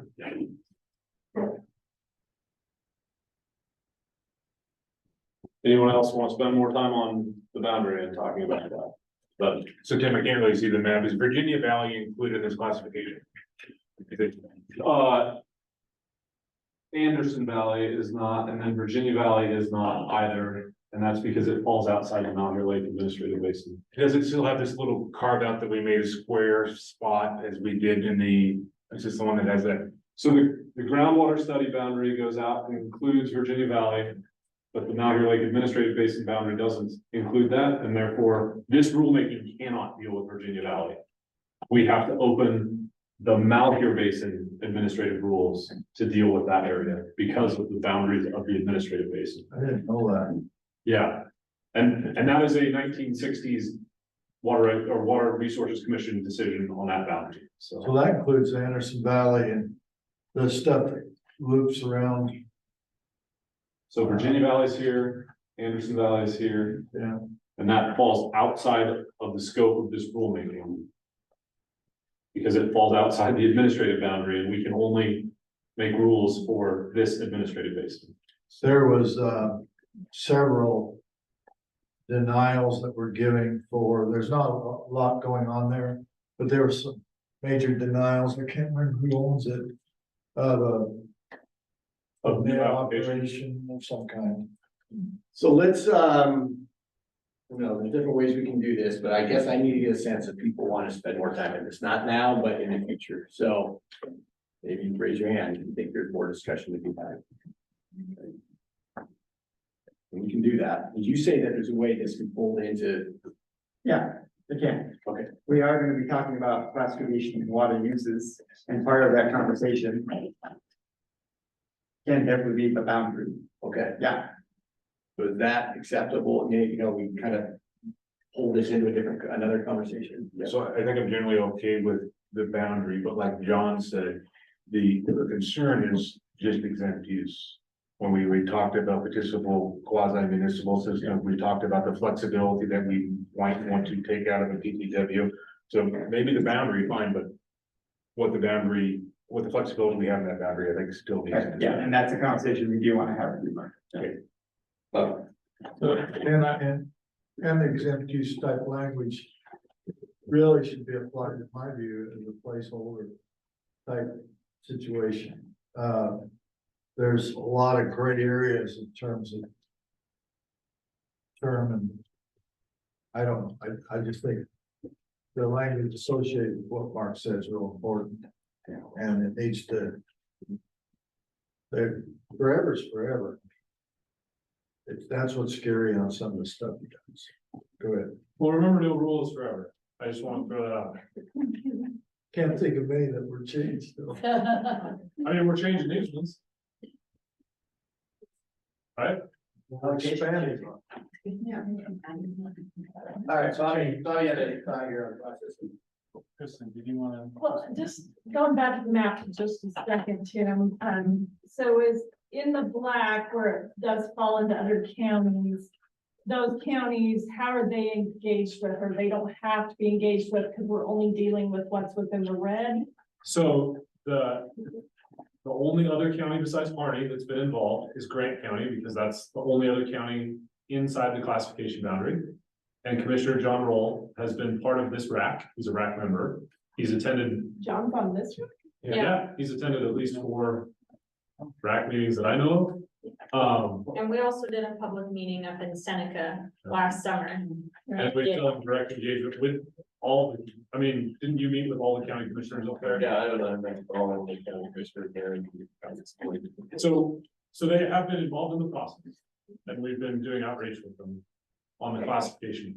But what Grant County is not within the red line. Correct. The classification boundary extends all the way north into Grant County in that black boundary, right? But then it ends where the red is on the south side? Correct. Yeah, so this isn't a good map to look at. No. I don't have a good map. The north boundary is here in the black boundary. Great map to look at is the on. And It has this boundary. that's the study. Correct. Yeah. But it's basically red, it's out boundary. Let me just pull up the visual map, but it sounds like we should have more The conversation. digital map here has all this stuff, there's all the difference like that. Yeah. Okay, I think we can move on. I think. Just real quick. Yeah, go ahead, Bob. Sometimes as facilitators, when we're sensing that we're actually pretty close on the outside boundaries, and that it feels like it's what goes on within that boundary is worth the discussion. But we're not hearing everything from everybody. That's a great time for us that we might call you in between meetings, or you reach out one-on-one to Bryant or to WRD if you're still processing it, or you've got something you don't feel like you want to say today. But as we're crafting the agenda for like next meeting, like we don't want to carve out an hour on the classification boundary based on what we're seeing today, right? We want to talk about what goes on within that boundary, but also with the rule that quiet does not equal concurrence, we're gonna follow that until y'all give us indication on it, okay? So just as like this one feels real close. Yeah. And if you, not now, but I'll give you a call, the surface water boundaries compared to the groundwater boundaries, just thinking later that if you can't do a classification of a groundwater boundary compared to the surface water boundary, we might want to think. You can, and we're not touching the surface water classification. Yeah, I know that, but I mean, you said we can't use Virginia Valley because it's in a different groundwater. It's in a different surface water basin. No, it's in a different administrative base. So it's an amount here, river basin, it's an amount here, lake basin. Yes, But if the groundwater is connected, I'll call you later, I just don't think that's a good rule. I mean, it's nothing you can change now, but I mean, I got my legislative hat. give me a call, Mark. Okay, That doesn't make sense. And I will share your frustration, Okay. because as a watershed council, I can only work within the basin. So I can't do projects in those little areas because they are outside the basin. okay, we're gonna move on. I think Bobby's got a good point. We're pretty much there. And this, more information about this can be wrapped into some other items moving forward. All right, next. Okay, the serious water management problem area, just specifically the boundary. You went there, all right. So Go ahead, Van, all right? the swamp boundary would be this has our sub areas on it, but it's the red outline here. And it's the current Greater Harney Valley groundwater area of concern boundary. It makes up the vast majority of use in the basin. And so basically, it's not quite right, but if you just take the areas that are colored in, that's what the proposed boundary is. Tim, what does a serious water management problem area do? Serious water management problem area allows the department to require in rule a totalizing flow meter be installed on any points of appropriation and annual reporting of the totalized measurement. So how much, essentially we can require measurement and then annual water use reporting. So measurement of static levels. Measurement of water use. So what you pump out of the well has to go through a flow meter. The flow meter then tracks how much water has come through it. And then you report your annual use to the department. And this is one of the ways that we can get data that we need to adaptively manage moving into the future. Exactly. So this gives us more accurate, ideally more accurate water use data and definitely more comprehensive water use data, since only permits issued after about the 90s have a flow meter requirement. So there are a whole host of permits or certificates at this point probably that do not have a requirement to have a flow meter and report water use. Also in the consult or? Also in the consult. Yeah. Okay. Although I think we could go involved on that one because I think we could talk about options for how we track water use if we don't want to require a flow meter on every single point of appropriation. But we're just talking about the boundary, right? But from a boundary standpoint, I would again go involved because the boundary could be different based on what we're doing. Okay. So. Yep. So that boundary on the map to the Yep. left, or On the the, right, the right, excuse me. So it doesn't go into Grant County, correct? Or does it? correct. This is only Harney County at this point. Okay, so, And it's really only the Harney County, primarily the lowlands. It doesn't go up into the Steens okay, very far. Yeah. so why don't you make that your boundaries? Instead of going, you're bouncing back to this for classification boundary, why don't you just go with what you've already in your swamp? That's a really good question. I mean, Yeah, I think it's a little confusing, but, you yeah, know, so for us to. because if you just did that, you could ask us and we could probably, or a portion of us may agree that that is the most area of concern, not the map on the left.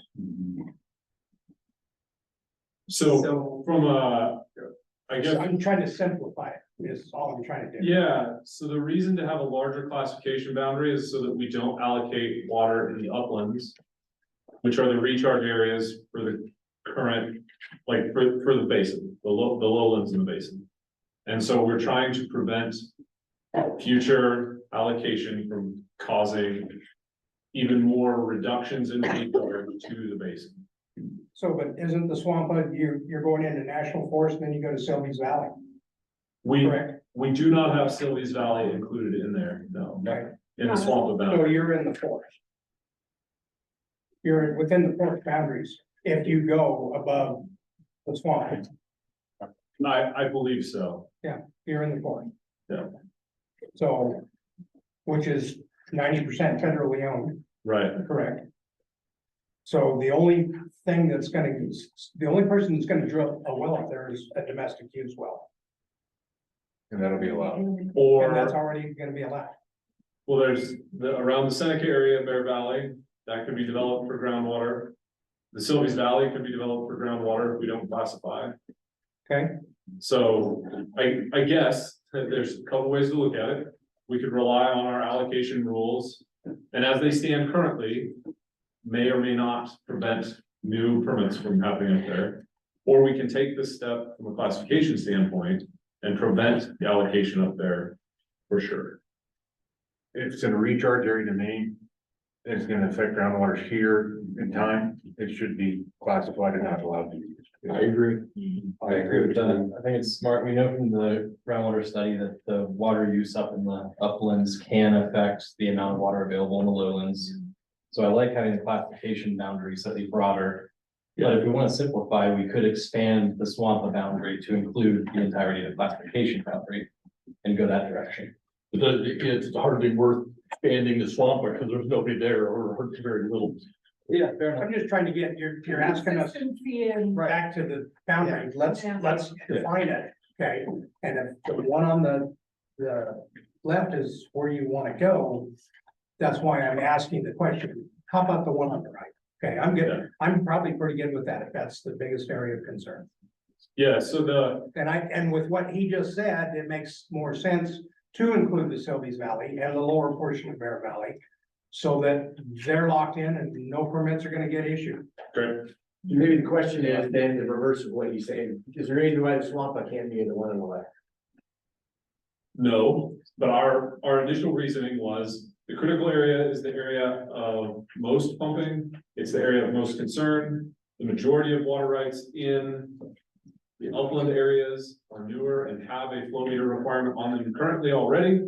So why write a rule with a bigger boundary if we already get the data and we don't need it, but And is administratively staffing just that quick more work? it does. You don't have to require up at Bear Valley, even if you make it a swamp. All it does is give the department the authority, so you could make it the classification area, and you can say, we're gonna highlight whatever area you want, and in future reference, you could always go up and say, yeah, we're gonna do it, it just gives you the authority to do it later. So. Let's talk a few things. So classification, we definitely wanna, from my perspective, we want to limit, and as you all said, we wanna limit permits in those areas. From a swamp perspective, we have to write rules that say in these areas. Water use measurement devices will be installed, so flow meters, and reporting will be required. And so I guess we could have the boundary be larger and say that in these areas, it's not required, and we could call that out in rule. So we could go either way, but to me, it sounds like we need to have some more conversation around what that boundary is and what that means. So Tim, on the meters, so as a water user, I have 4 wells that are required. We fill out the paperwork. Yep. You report it monthly. Yeah. They have the meters. We gotta keep them in good working order. Yep. And then we have several other wells that are not required to have them. Some are in an area where the department comes and I told them, go measure it. I wanna know if there's a problem, if we're declining or whatever. But the cost to put one of those in today for the wells, for each point of diversion that we have now, you're looking at a minimum of $3,500. On the good ones, it's a lot higher than that. I said a minimum. That's- All right, just one note, we do have a cost share program for flow measurement. Where you take payment and pay. No. Not this year, but in 5 years. So just to pull that back, like, I totally, like, we wanna have more conversation around what happens within the boundary, just like with classification, we wanna have more conversation about what happens within the boundary. Right. But does the boundary make sense, right? We're just focused on the boundary. Is having the swamp match up with the critical area boundary the right decision, or should we have it match up with, say, the classification boundary? And before anyone answers that, don't answer that, because we got we're not gonna get there, I don't think. So what I would propose is, let's do a pros and cons type slide here and we can maybe have a conversation on this. But I don't think we've got this. We're not at the point where we're gonna sort this out right now. We've got a few other things. I know we don't wanna go back to that mode of let's try and get. These are gonna be the two easy ones compared to the next. Exactly. So, that's why on these. Okay, on these next ones. It's like the last one, you say like, do you want more conversation, are you good? Yeah, generally, the sense I'm getting is we need a little more conversation to determine if we can pick one boundary for both, but is that? I think if Tim could give us any cons for not having them do the same boundary, like, Yeah. because I think we're all seeing some pros. I just don't know if there's any cons with them. So we're actually saying expand this swamp, but to make it. I know, I'm a little bit stunned at the moment, so I don't have a good response. I don't have any cons for expanding that boundary. Other than you're talking about potentially adding, though it's unlikely, but there's possibly adding cost to a few users in the. But you got a cost share. Yeah. Absolutely. All right, hold on. Okay, we're not gonna get through this. But everything if I we can't stay leave here. it, I can't leave it there without a question. Ask Fred.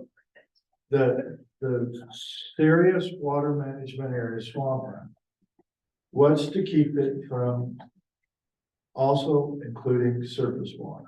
I know you guys say you're not going to do that. What's to keep that? Rule language. That, How we write it in the rule. okay, I just want everybody to know, because that applies in general. To all water. Surface and groundwater. Yeah. And surface water in this basin, for the most part, is not measurable in an accurate way. Roger could talk for hours on that, but anyway. So that's important to. We're going to know the rule language and we'll specify that it's a totalizing kilometer on a point of appropriation for a groundwater right. Okay, I'm gonna ask. First boundaries where it is, I wouldn't oppose this one for applying that area. Okay, I wanted first, we're not killing this conversation, right? That's what I want to know, is I'm gonna ask Tim, you guys you don't need to dive deep into this, but let's come back with some. Yeah. Ideas. Absolutely. I just want to comment that, I know you're talking about flow meters, but, I mean, when I talked to Fred, if you just take horsepower times, amount of energy that you use, you can calculate flow. And so everybody doesn't need a flow meter. You can just use their. So that's getting into the weeds there, Roger. I'll also say you need lift. So you need distance to water, and that changes as pumping occurs. Yeah. And so it is not while it can be done, it is not as straightforward as you're making it sound. Yeah. From a calculation It's standpoint. just something I didn't want to not consider. Okay. And again, that's something we can talk about as we talk about what happens within the boundary. I just didn't want to. That's the inside the boundary, but that's good stuff. Okay, we're gonna come back to this one. So for these next three, let's try not to get big into it. That was okay. We, like Bobby said, if we're really close, we want to get it done, but if we're not really that close, we want to move on. So. But Yes. Brian, we have to take lead of some of this. No, absolutely, absolutely. And that's why we want to carve the time to do it. I don't want to sell it short right now. All we want to do is identify what has to be dug into. That one maybe is a light dip. And Brian, sounded like you did excavator next one. So you gave that idea of a pro con list, so Yeah. maybe something that could be helpful for RAC too is what information do you need to support deciding? Like, okay, hey, if Kelly can do a pro con slide, that would really help me next. Yeah, generally, that's good feedback. Yeah, and that's easy for a boundary. When we start talking about hard issues, like how much do we pump? A pro-con list isn't the way I want to phrase it. If it's a pro for one person, it's a con for another, and that makes it really challenging. It felt like for this, we could do that. so Absolutely. Keep it simple. I like what data do you need to make this, like, help what do you need? Give us good input into the decision. So that's what we need to know for these next three. Exactly the question that was asked. So let's try to identify that. All right, let's go on to the next slide. So the critical groundwater area boundary. You wanna go to your dynamite thing? It's the areas, yeah, thanks, Zach. Yeah, there you go. It's the areas that are in color, right? The 15 sub areas we talked about in the past. Administrator? Okay, so are we talking about the sub areas or are we just talking about? We're talking about We're just the exterior boundary. Okay, everybody got that? Greater Harney Valley groundwater area of consensus. So don't look at all those different colors, just the line around them. Just the outside of it.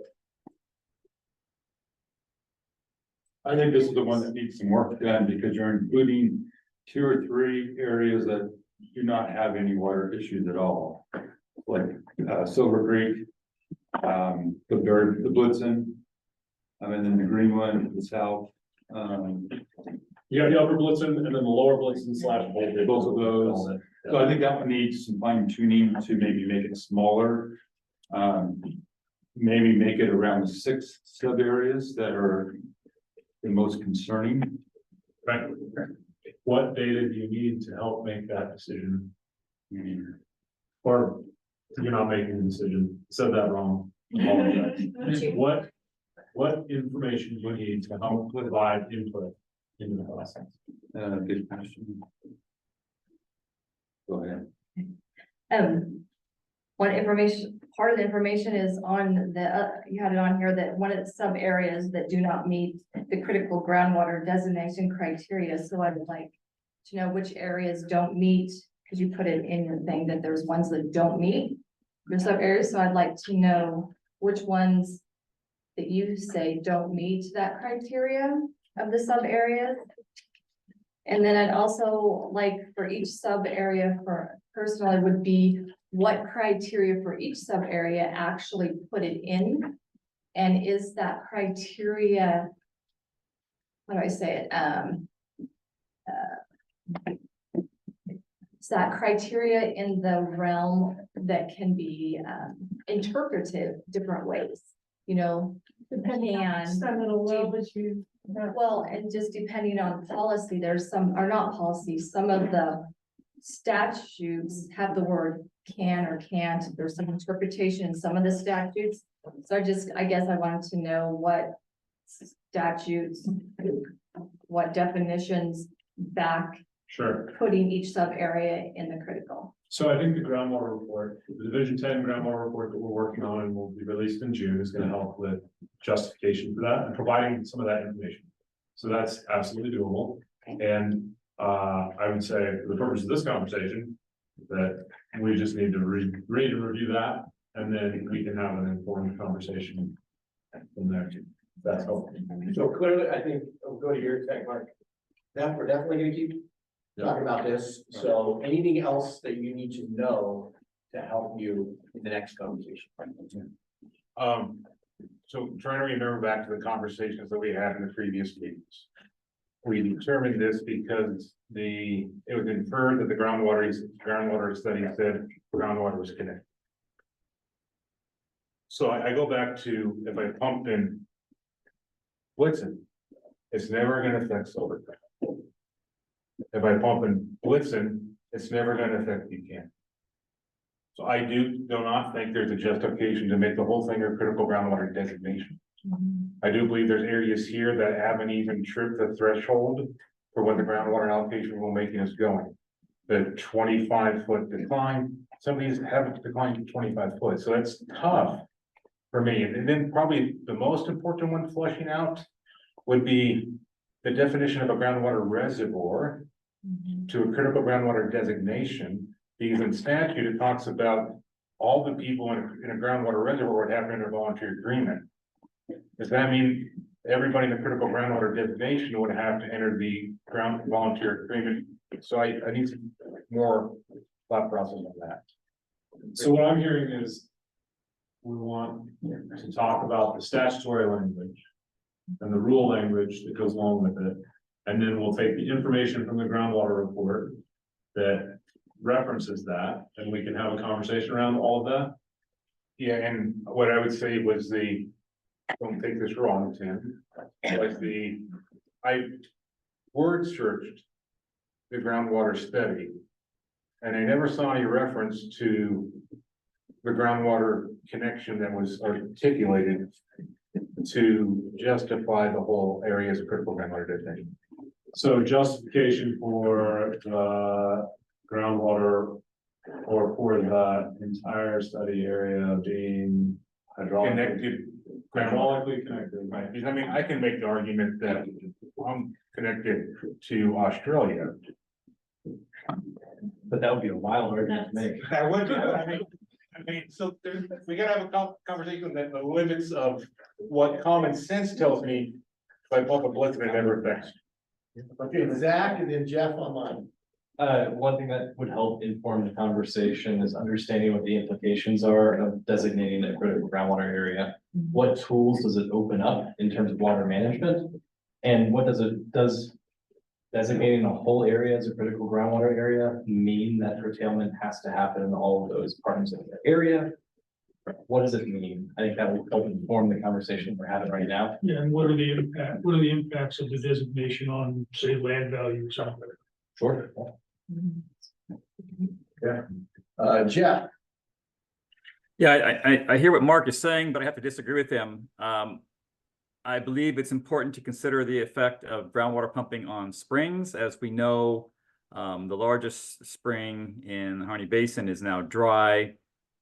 Who knows, the exact cause, but there's some, good evidence that suggests that it could be from groundwater pumping. So I think that when we move forward with whatever boundary we decide, we have to keep that in mind, without including the Blitzen Basin, the Blitzen drainage in a critical groundwater area. We miss an opportunity to address issues on that affect springs.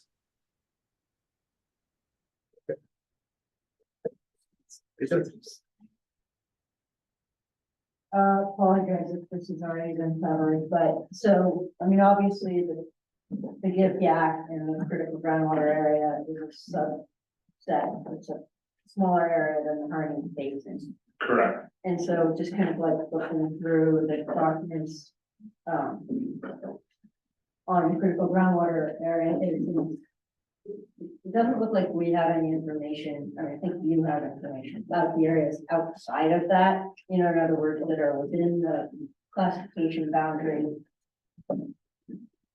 And so do you have like the data for those areas and sort of why did you conclude that they didn't trip the standard? Okay. We do have data. We can pull that in. I guess my question is how far north and how far south within the Malheur Lake Administrative Basin, because remember we have to stay within that boundary. Do we go over into the Alvord Desert? No, I don't think we should do that for this exercise. I was just saying within the Harney Basin. Right, Okay. because Yep. I think these. So then go, yeah, then go Colored areas are the only ones that we have data for in the water level trends analysis, that's true, yes. yeah. So we can go, because that is basically the south, we can go of the Harney Basin, we can go north into Grant County and into the uplands of the Harney County. So we can basically do the data north of the proposed critical groundwater area, and we can bring that data. So it's also to the southwest, right? I don't know, I'd have to look at the map again. Yeah. But we can, for anything within the Harney Basin study area, which, yeah, you're correct, is this blue line. Yeah. So you talk about down here and then up in here. Okay, but why aren't those areas, because I think to maybe Zach's point. Like just saying it's a critical groundwater area doesn't say that you're gonna do anything immediately, but if that's all an area of concern, like why aren't we talking about the bigger area? Is the data so like clear that we don't have problems outside of those? I would say that the vast majority of pumping, I don't remember what the calculation was. I know it's the vast majority. It's the vast I'm just saying, like, majority of my area. are there any other areas that we should be concerned about? Absolutely, and we come back, we can pull that. Maybe like a once in a lifetime opportunity there. Okay, I want to move us to the next one, and because we're clearly gonna pivot this to a further future discussion. If there's more things that would be helpful for this, please email it to us, okay, so that we can make it happen. I think we got it, really good stuff. Okay, let's go to the next one. Right, how the criteria we use for delineating the sub areas. Just a reminder that was through the groundwater flow path, the hydraulic drainage, the groundwater level trends, and the subsurface geology is how we delineated these 15 sub areas. Okay, so we talked a lot about sub areas. There was definitely some disagreement. Questions there.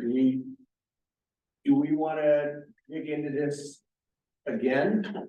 Some more, and what data would be helpful for that conversation? So a lot of the questions that you proposed back in March need to be discussed, I think, before we can have this conversation. Okay, so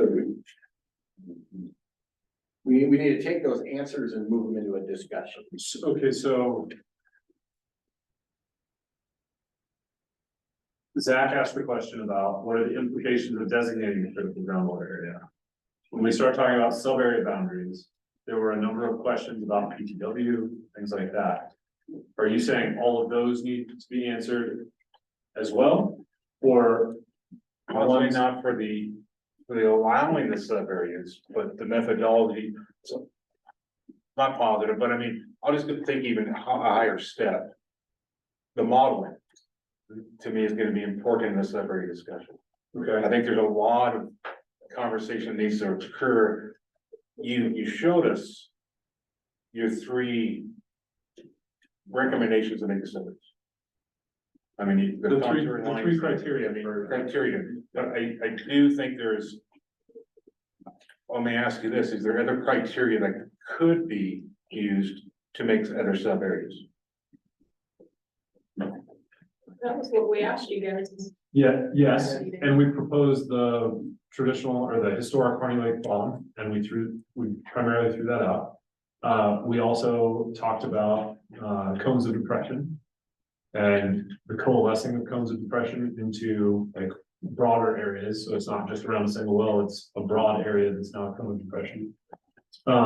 So I'm not the hydrogeologist, so I'll have to talk with Mark about that, but I think we could have that conversation. I think we do. I think the modeling and management might dictate some of the sub areas.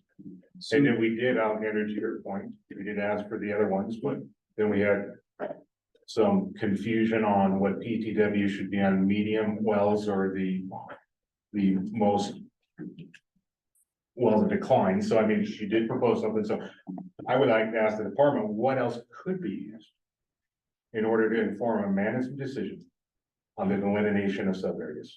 And we'll think about it too and come back to you. Okay, so. Agree with that. I want to take just a second and say, I want to be careful as we talk about the model and how it can be used. Because remember, the model is built using all of the information that we gathered in the groundwater study. So when we talk about water level trend data, or not even water level trend data, when we talk about our 3 criteria there, right? Hydraulic gradient, subsurface material, what's the last one? Groundwater level trend. And then groundwater level trends, I was right. When we talk about those are all incorporated in the model, and the model is built off that and calibrated to those. So the model isn't going to tell us anything different than what that look at that data is going to tell us. So let me ask you this question, to verify that, the department said they're gonna run 3 scenarios. Sure. We're gonna have some collaboration on what some of those scenarios would be. Are you going to put in your regulatory approach that you have positioned with permit conditions and everything in that model to show us that your PTW and are you gonna use that? Are you gonna plug that in? Yeah, yes. And once you plug that in, I think we have That's it. gonna be one of the, I'm thinking 4 now, one of the 4 scenarios that we're gonna run. The other 3, and I don't think when it gets to the milestones today, that's totally fine, we can go on next one. The other 3 will be working with you all. Now, we have to define the sidebars, right? For you guys, and then we're gonna develop those scenarios. And that aspect, going back to IAP2, that's where we're gonna involve you.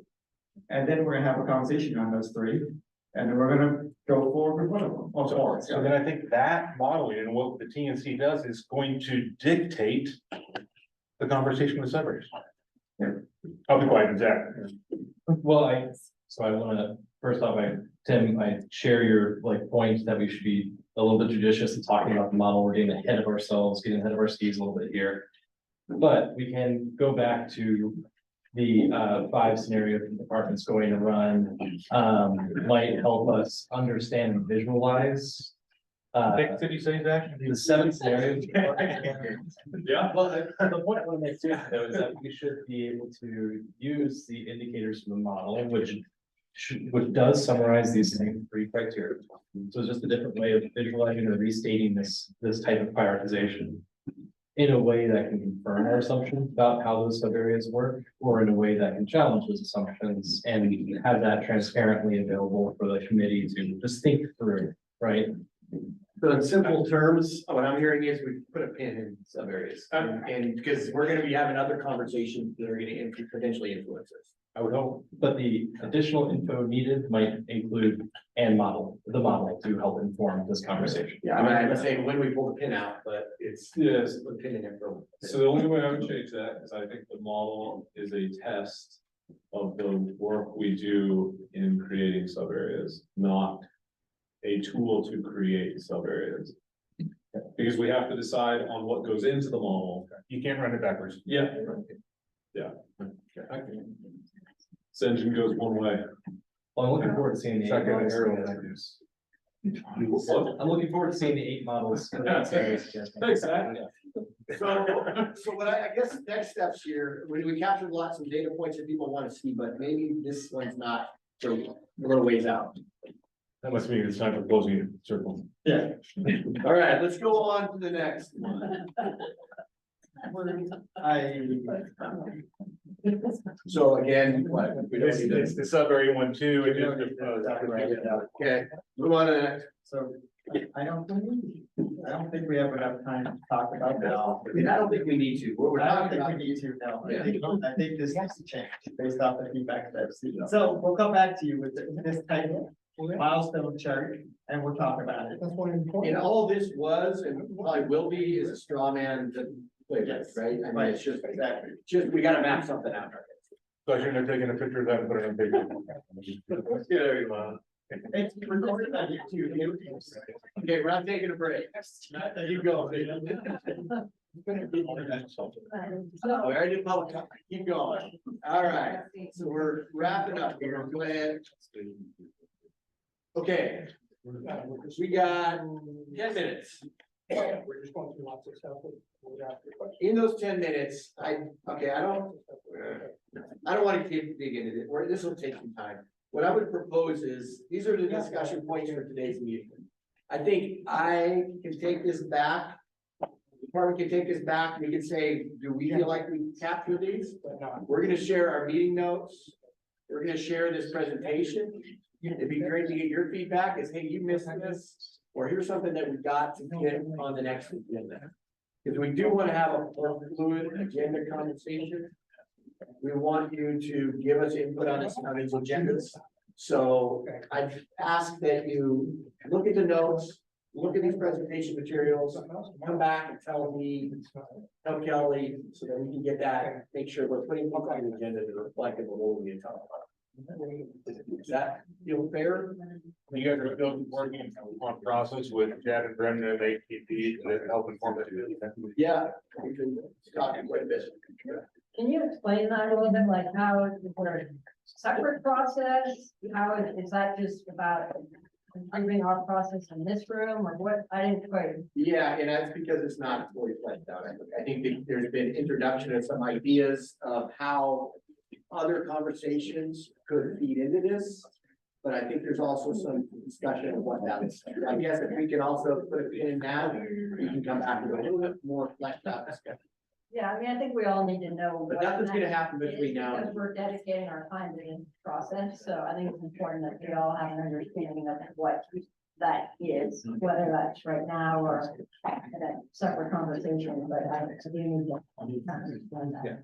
Well, and I don't know if it's fair to say, but at least kind of where my mind is coming out of how productive this was. I mean, we went through almost all of these decisions, and folks can just stay with me for like 10 more minutes. Hey, guys. We're almost done with side conversations. So we got just a little bit, and so it's about improving the work of this group, right? There may be, we split out and have some side conversations that are bringing things in, but it's within the auspices of the RAC. And I think how that exactly works, that's what you're saying, we just need a little bit of time. That's helpful. Yes, but nothing in parallel. So let's keep going here. Before we run that. Yeah, What we heard, again, I think, I don't wanna go through each one of these, because we added to the list, we have the list, we'll put it in a master list. Put it out in the notes, but please take a look at it and tell me. Hey, you didn't respond to this, you know, what we're trying to do is, there was a lot of input we got over the last 2 months until that March meeting. We probably didn't get to it, but we need to, and I'll be able to go through this and say, all right, we still need to get these things. But ground truth that for me and let me know. Sound good? Okay. Next one. So I think we can conclude here. And if we'd like to, we got 7 minutes. If we go around the room and people promise to keep it, their comment to less than, no, you can't even do that. 15 seconds. But this is, we just want to talk about goals. Tell us what your goal is, that you give us a shared goal, in your opinion, for you, for this group, for this community, for the water resource department. We've got some here as a starting point. You can just say, I agree with that. That's the biggest one. That's the best one. You forgot this. So let's do that. We'll let Jason, why don't you go ahead? Everyone's. Okay. Yeah, I mean, for me, I think this is the way, you know, I mean, with the top one being the top for me, it's a good situation. And I think it's important that we get after it and do what we can to solve the problem. Perfect. Well, considering it helped shape some of these shared goals, I guess I'll say that I'll echo. Jason. All right, Mark. What does success look like and how do we measure success? And how do we make sure the community can have ownership in a volunteer agreement and we don't limit that? What was that last bit? And we don't limit. Don't limit the potential volunteer agreement with it. That's good. There's things that we strongly disagree on, and some things we agree on around this table. And the shared goal would be to get a lot closer into understanding on a technical level and broader level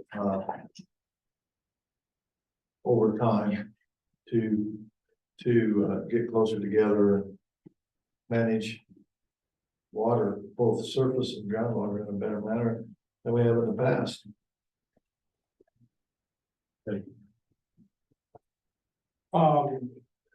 Just reading off of your list, limit groundwater decline. I think that needs to be in the areas where there's certainly major decline. I believe that in the critical groundwater area, there are areas that are not declining. Limit the impact to the community and the natural environment. We just needed 2 more years like what we've just had for our recharge and the natural environment, and basically be able to keep these people in business. The fiscal impact study needs to be brought up a whole lot more, because Kelly touched on it, but there's a whole lot more that can happen in this community when things turn south, if things turn south. Yeah, real quick on that, even though this is gonna get changed, but he's got 3 meetings to talk fiscal impact statement, so that is huge, just coming. Good. Shared goal, future of the community, which basically includes everything people are talking about. How do we limit, or we don't limit our water use, but how do we still be viable and economic and move forward? No use is not an option. Zero drawdown is not an option. That's a killer of everybody in this community. Some use is allowable. Just because you use some of the water and it drops minimal does not mean you're destroying an aquifer. And so yeah, my goal is future and keeping the community strong as we can. Thank you. Yeah, I think something that was interesting that was shared today though was, the challenge, you know, is a lot of folks in the community want to know why action that could be taken under current law haven't been. And so I think understanding some of our shared goals are for regulation to occur in some of those severe decline spots, but it was good information that was shared today of why some of that limitation is occurring.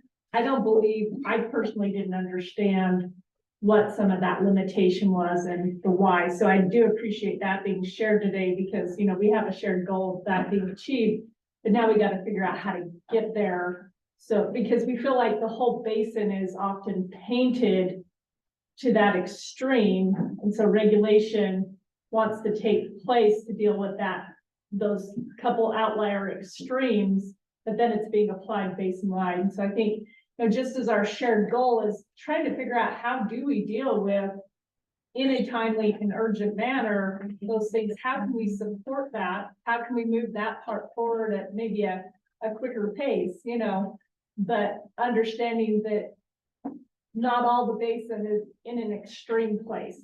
There's a lot of it that is still in a healthy state that we do need to monitor, we do need to keep an eye on. But just, you know, that shared goal of how do we support that, because that is one of the places where we share a sense of urgency.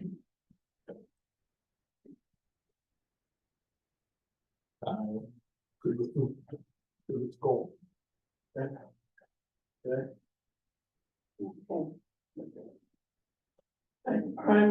I'm good with the rules there too, or goals, sorry, not rules. You bring this stuff down. Yeah, hour 5 starts to get you. Yeah, it does. Well, I'll borrow from the place-based planning and community-based water planning collaborative, and I'll say that my goal is sustainably managed supply of quality water for people, the economy, and the environment. You might have wrote that in that question.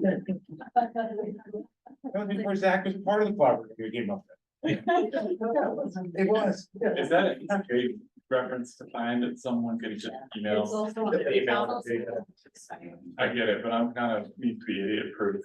Is there a way to just like send them quote? Sure. All right. Oh, so you didn't have to write it down. Yeah, no.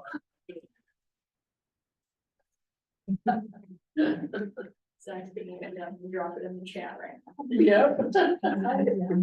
I like the additions that I've heard in the chat polls. What is success? Sustainably managed, whatever. Yeah. Yeah, I like those goals too. I always think about how, I think the department came to the station in June of 2015 to alert people to this problem of over allocation in the basin. And so, I think we are finally here trying to work on it. And so I think that's a positive, and I appreciate the discussion about trying to get that defined condition enforced. I want to echo Zach's goal. That is my goal as well. So, yeah, and I would say that I agree with the list that I wrote. I agree with that goals. So, yeah. Trying to see if I can find what I wrote, so I can be like Zach, but I can't do it. Not fast enough. I agree with all of these. goals and the third and fourth bullet point are most important to me. All right, online, RAC members. Yeah. Jeff, go ahead. Yeah, thanks. I think those are some great shared goals. I also think that what I don't see in here is community outreach. Maybe that's not the intent of this, but I think that that is one of our goals. We've talked about a lot today is how to keep members of this community, not only in Harney County, but the state informed of what's happening, since this might be a model for future groundwater management in the state. Great. Bobby, what do you got? When you all are happy. Hold on one second. And Ben, if you wanna, I know your microphone isn't working, but if you wanna write something in the chat, you can read it. Barbara's understanding. And then Barbara as well.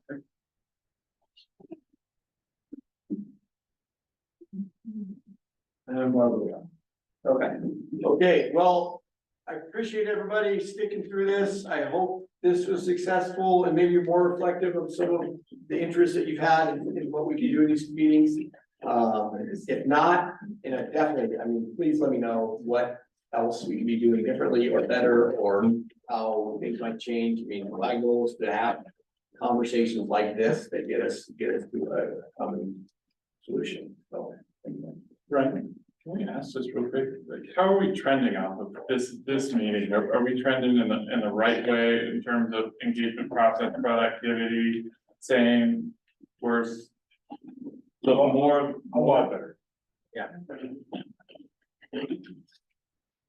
Sorry, before we lose folks online in the room, I just want to make an announcement while we have people that we do have a commission meeting coming up on June 13th and 14th. And on the 14th, we do have an agenda item for the Harney Basin. So we'll be sharing a lot of what we shared today as far as kind of that portfolio and where we're at with things. So if folks are interested, there is room for public comment during that time. And 30 minutes. again, we'll be giving an update. So if Yeah. folks want to tune in or give public comment, you are welcome to. And then this is also just because on the theme of should will be heard, we heard that we should have regular updates to the commission and give the community time to provide public comment to the commission. So we will continue to do that. Someone will be there. Thank you. okay, thank you, everybody. We appreciate it.